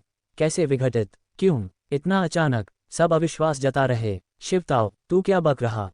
वयोवृद्ध तनुज ने मेज ठोकी और उंगली दिखाई। दोबारा बोल अगर हिम्मत है। पुराने तनुज, गुस्सा मत कर। पास के कुछ वयोवृद्धों ने उसे दबाया। आखिरकार अध्यक्ष है, निजी तौर पर चिल्लाना ठीक यहाँ नहीं। फिर भी स्पष्टीकरण चाहिए। जाह्नवी मार्शल आर्ट संघ को यहाँ तक लाने में अध्यक्ष का बड़ा हाथ। लेकिन इन लोगों ने भी योगदान दिया। संघ सिर्फ शिवताओ का नहीं, सबका। एक वाक्य से कैसे विघटित? शिवताओ, वयोवृद्ध तनुज का गुस्सा हो गया। माफी, वयोवृद्ध किन ने खड़े होकर कहा। लेकिन स्पष्टीकरण दो। विघटित करने का हक क्या? सही, स्पष्टीकरण दो। बाकी वयोवृद्ध बोले। बाकी लोग अध्यक्ष के डर से चुप, लेकिन नजरें टिकीं। शिवताओ चुप रहा, आखिरकार बोला, संघ ने कुछ दुश्मन भड़का लिए। उनकी ताकत जबरदस्त। जल्द आ जाएंगे। यहाँ रहना तुम्हारे लिए खतरनाक। शब्दों पर सब एक दूसरे को देखने लगे। सुबह मुख्य हॉल का हंगामा तो भनक लग चुकी। इतना बड़ा शोर कैसे छिपता? लेकिन इसी के लिए पूरा संघ विघटित। कौन दुश्मन? शिवताओ, साफ बोल। वयोवृद्ध तनुज गुस्से से। जितने ताकतवर हों, क्या हमारा जाह्नवी मार्शल आर्ट संघ कमजोर थोड़े? एक आए तो एक मारेंगे, दो आए तो दो। बिल्कुल। कौन है वे? हमारी जमीन पर हंगामा तो डरेंगे नहीं। बदहाल में जान देकर लड़ेंगे। अंत तक लड़ेंगे। भीड़ में गुस्सा भड़क गया। उनके दिल में संघ सिर्फ काम कमाई की जगह न, घर था। कईयों के लिए परिवार, सब कुछ संघ के इर्द गिर्द। अब दुश्मन आए तो घर छोड़ भागें। रीढ़ वाला ऐसा करेगा। नीचे चांद फई और बाकी भावुक हो, आंखें नम। हाँ, लिंग यू जैसे गद्दार बहुत कम, ज्यादातर वफादार। शिवताओ की आंखों में राहत, दोनों हाथ उठाकर शांत किया, धीरे बोला, तुम्हारी बात सुनकर खुश हूं। सबके एहसास समझता हूं, लेकिन ये हालात बेमिसाल। तो बता, कैसे बेमिसाल? वयोवृद्ध तनुज भड़का। शिवताओ ने उसे देखा, कड़वी हंसी। 1-2 दिनों में कम से कम 10 स्वर्गीय क्षेत्र मार्शल आर्टिस्ट्स आएंगे। क्या? 10 स्वर्गीय क्षेत्र मार्शल आर्टिस्ट्स? पूरी सभा शांत। अध्यक्ष डराने को थोड़े कहेंगे। 10 स्वर्गीय क्षेत्र? जाह्नवी मार्शल आर्ट संघ में तो सिर्फ एक अध्यक्ष। दूसरे 4 संघों में 2-3 में तो एक भी नहीं। 10 एक साथ आए तो अध्यक्ष के 3 सिर 6 भुजाएं भी न रोक पाएं। कम से कम 10। शिवताओ की आवाज फिर गूंजी। इन 10 में आधे मध्य स्वर्गीय क्षेत्र। उनमें से किसी से भी मेरी जीत के 10% चांस नहीं। सुनकर सबके चेहरे पीले। आधे मध्य स्वर्गीय क्षेत्र? कैसे? संघ ने ऐसा दुश्मन कैसे भड़काया? शिवताओ, तूने आखिर क्या किया? वयोवृद्ध तनुज की आवाज कांपी। इतने दुश्मन कैसे? वयोवृद्ध तनुज, लंबी कहानी। शिवताओ ने सांस ली, और जो हो गया सो हो गया। अब बात न करेगी? खुलकर कहूं तो यह मेरी गलती। अगर मैं... छोड़ो। सिर हिलाया और सबको देखा। देर हो रही, सामान पैक करो, आज रात ही निकल जाना बेहतर। निकलने के बाद किसी को मत बताना संघ का, वरना फंस जाओगे। अध्यक्ष, सब खड़े। क्या करें समझ ना आया। रहकर संघ के साथ मुश्किल साझा करना चाहते, लेकिन अध्यक्ष के लहजे से दुश्मन बहुत ताकतवर, 10 से ज्यादा स्वर्गीय क्षेत्र। ऐसे सामने चींटी जैसे, पल में कुचल दें। लेकिन ऐसे चले जाएं। अध्यक्ष, मैं नहीं जाऊंगा। कोई खड़ा हुआ, आंखें दृढ़। संघ मेरा घर। मर जाऊंगा भी तो नहीं जाऊंगा। बिल्कुल। दूसरा खड़ा, मरना है तो क्या डर? गेह्यून, संघ के साथ जीऊंगा मरूंगा। संघ के साथ जीऊंगा मरूंगा। गूंजती आवाजें ऊंची होती गईं। सभा कक्ष में प्रतिध्वनि। शिवताओ भावुक, आंखें नम। चीखें शांत होने पर बोला, सबके एहसास समझता हूं, लेकिन ये पहले जैसा नहीं। व्यर्थ कुर्बानी नहीं चाहता। कईयों के परिवार हैं, चाहने वाले। अगर तुम्हें कुछ हो गया तो वे क्या करेंगे? किसके सहारे? शब्दों पर कई उठे हाथ धीरे झुक गए। हाँ, कई परिवार के भरोसे। कुछ हुआ तो माँ बाप, बीवी बच्चे इस दुनिया में कैसे जिएंगे? लेकिन कई बिना परिवार वाले अभी भी दृढ़। शिवताओ ने नजर दौड़ाई। दरअसल जाह्नवी मार्शल आर्ट संघ विघटित नहीं होगा, क्योंकि तुम सब उसके को ले जा रहे, दृढ़ और अटल। भले संघ चला जाए, तुम उसके भाव को आगे बढ़ाओगे, संघ जिंदा रहेगा। सब स्तब्ध। ऐसा हो सकता, लेकिन अध्यक्ष की बात में दम। जाह्नवी मार्शल आर्ट संघ के अध्यक्ष के रूप में आदेश देता हूं, जाओ, सामान पैक करो और निकलो। अध्यक्ष, बोलने को कुछ न। आंखें कंफ्यूजन और बेबसी से भरी। कुछ मिनट पहले काम कर रहे, कुछ मिनट बाद संघ गया। आगे क्या? जाओ। शिवताओ ने सांस ली। अपराध बोध। हालांकि इस बार संघ पर बड़ा संकट, पूरी तरह निराशा नहीं। अगर मैं बच गया तो वादा, सबको वापस बुलाकर जाह्नवी मार्शल आर्ट संघ दोबारा खड़ा करूंगा। वाकई। भीड़ की आंखें उम्मीद से चमकीं। अध्यक्ष, सच? बाद में दोबारा बनाओगे? बिल्कुल, वादा। शिवताओ ने सिर हिलाया। ठीक, हम भरोसा करते। आप इस संकट से पार पाओगे। हाँ, दिल से प्रार्थना करेंगे, उस दिन का इंतजार। अध्यक्ष, हर हाल में इस संकट से निकलना। बड़ा सभा कक्ष जल्द खाली। वयोवृद्ध किन के नेतृत्व में कुछ रहे। शिवताओ, इस बार आखिर क्या हुआ? हमारे जाह्नवी मार्शल आर्ट संघ को निपटाने वाले कौन? हाँ, सब कुछ कंधों पर मत लो। बताओ, साथ मिलकर सोचेंगे। कोई नहीं चाहता संघ ऐसे टूटे। सोनक परिवार और पुनरुत्थान संघ। चांद फई की आवाज आई। हॉल में भिड़े वे ही थे। सोनक परिवार, पुनरुत्थान संघ। सुनकर वयोवृद्ध किन और बाकियों के चेहरे बदल गए। वयोवृद्ध किन, देर हो रही, सामान पैक करो, शिवताओ बोला। वयोवृद्ध किन और बाकी नजर मिलाए, अनमने से सिर हिलाए। सिर्फ सोनक परिवार से निपटना मुश्किल, पुनरुत्थान संघ जुड़ जाए। इच्छाशक्ति से भी असहाय। जल्द सभा कक्ष में सिर्फ शिवताओ और उनका समूह बचा। तुम सब भी जाओ। शिवताओ ने चांद फई और बाकियों को देखा। यहाँ से जितना दूर उतना अच्छा। क्या अध्यक्ष, हमें भी भेज रहे? चांद फई और बाकी आंखें फाड़कर जैसे अविश्वसनीय सुना। तुम्हारी भावनाएं समझता हूं, लेकिन व्यर्थ कुर्बानी नहीं चाहता। शिवताओ ने सांस ली। और एक काम तुमसे करवाना है। समूह परेशान दिखा। सब में पहले से संग मरने का संकल्प। शिवताओ कहें तो न जाते, लेकिन जरूरी काम किसी और को न सौंप सकते। अध्यक्ष, क्या काम? समर ने पूछा। लिंगयू की देखभाल तुमसे करवानी। क्या? सुनकर समर और बाकी स्तब्ध। लिंगयू तो मर चुका न? शिवताओ ने खुद मारा, सबने देखा। शिवताओ ने गहरी सांस ली। दरअसल शाओयू मरा नहीं, थोड़ी चाल चली, उसकी अंतिम जीवनी संभाल ली। अच्छे इलाज से साधारण इंसान की तरह जी सकेगा, लेकिन भारी काम या मार्शल पथ न चलेगा। ऐसा था, समूह ने समझ लिया। शिवताओ के कदम समझ आ गए। आखिरकार उन्होंने खुद पाला। सगे को मारना आसान न। लिंगयू ने बड़ा गुनाह किया, लेकिन मार्शल शक्ति खोना, साधारण से बदतर शरीर से जीना, मौत से बदतर सजा। अध्यक्ष, भाई आर्यन को पता है? चांद फई ने सतर्क होकर धीरे पूछा, जैसे आर्यन सुन न ले। पता न कि नहीं। शिवताओ ने सिर हिलाया। अगर भविष्य में पता चला और मारने पर जोर किया तो जो चाहे कर देना। सांस ली, क्योंकि तब तक वह शायद मर चुका होगा। पीछे की बातें नियंत्रण से बाहर। अध्यक्ष, उद्धरण चिन्ह। समूह उदास। वादा करो ना। शिवताओ ने सबको देखा। इसे मेरा आखिरी अनुरोध मानो। लिंगयू की अच्छे से देखभाल करना। अध्यक्ष, समूह की आंखें लाल, आंसू बहने लगे। उन्हें शक था कि अध्यक्ष ने ये जिम्मेदारी इसलिए दी ताकि वे यहाँ न रहें। सब मेरी गलती, मेरे कारण ये सब। समर पछतावे से भरा। पुराने समर क्या बोल रहा? साफ सोनक परिवार और पुनरुत्थान संघ ने उत्पीड़न किया। हम पीड़ित, सही, हम तो आत्मरक्षा कर रहे। बिना लड़े मरने थोड़े देंगे। अगर गलती हुई तो हमारी कमजोरी। पूरे संघ में सिर्फ अध्यक्ष और भाई आर्यन स्वर्गीय क्षेत्र। अगर दर्जन भर होते तो सोनक परिवार या पुनरुत्थान संघ हिम्मत न करता। शब्दों पर सब हंसे। ऐसी ताकत होती तो वरिष्ठ परिषद भी आदर करती। लिंगयू यही है, और यहाँ कई स्वर्गीय सामग्री, पृथ्वी रत्न। शाओयू तुम्हें सौंपता हूँ, बोलकर शिवताओ ने पीला रेत मीनार चांद फई के हाथ में थमा दी। अध्यक्ष, उद्धरण चिन्ह। चांद फई कुछ कहना चाहा। अभी जाओ, शिवताओ ने हड़काया। खबर फैलने से पहले निकल जाओ, सुरक्षित जगह छिपो। जब तक मैं न बुलाऊं, पास न आना। अध्यक्ष, हम जाएं तो भी सोनक परिवार और पुनरुत्थान संघ वाले न छोड़ेंगे। चांद फई ने मीनार देखी, कड़वी हंसी। हाँ अध्यक्ष, हमारी पहचान से ढूंढ लेंगे। राक्षस लहर में आसानी से मिल जाएंगे। समर ने सिर हिलाया। शिवताओ स्तब्ध। ये तो पता था, लेकिन थोड़ी उम्मीद थी। मिल भी जाएं तो उसके साथ जंग में मरने से बेहतर। अध्यक्ष, चांद फई बोला, मैं निकलकर भरोसेमंद भाई को लिंगयू सौंप दूंगा। सोनक परिवार का ध्यान न जाएगा, और हम रहेंगे आपके साथ। सोनक परिवार और पुनरुत्थान संघ का इंतजार करेंगे।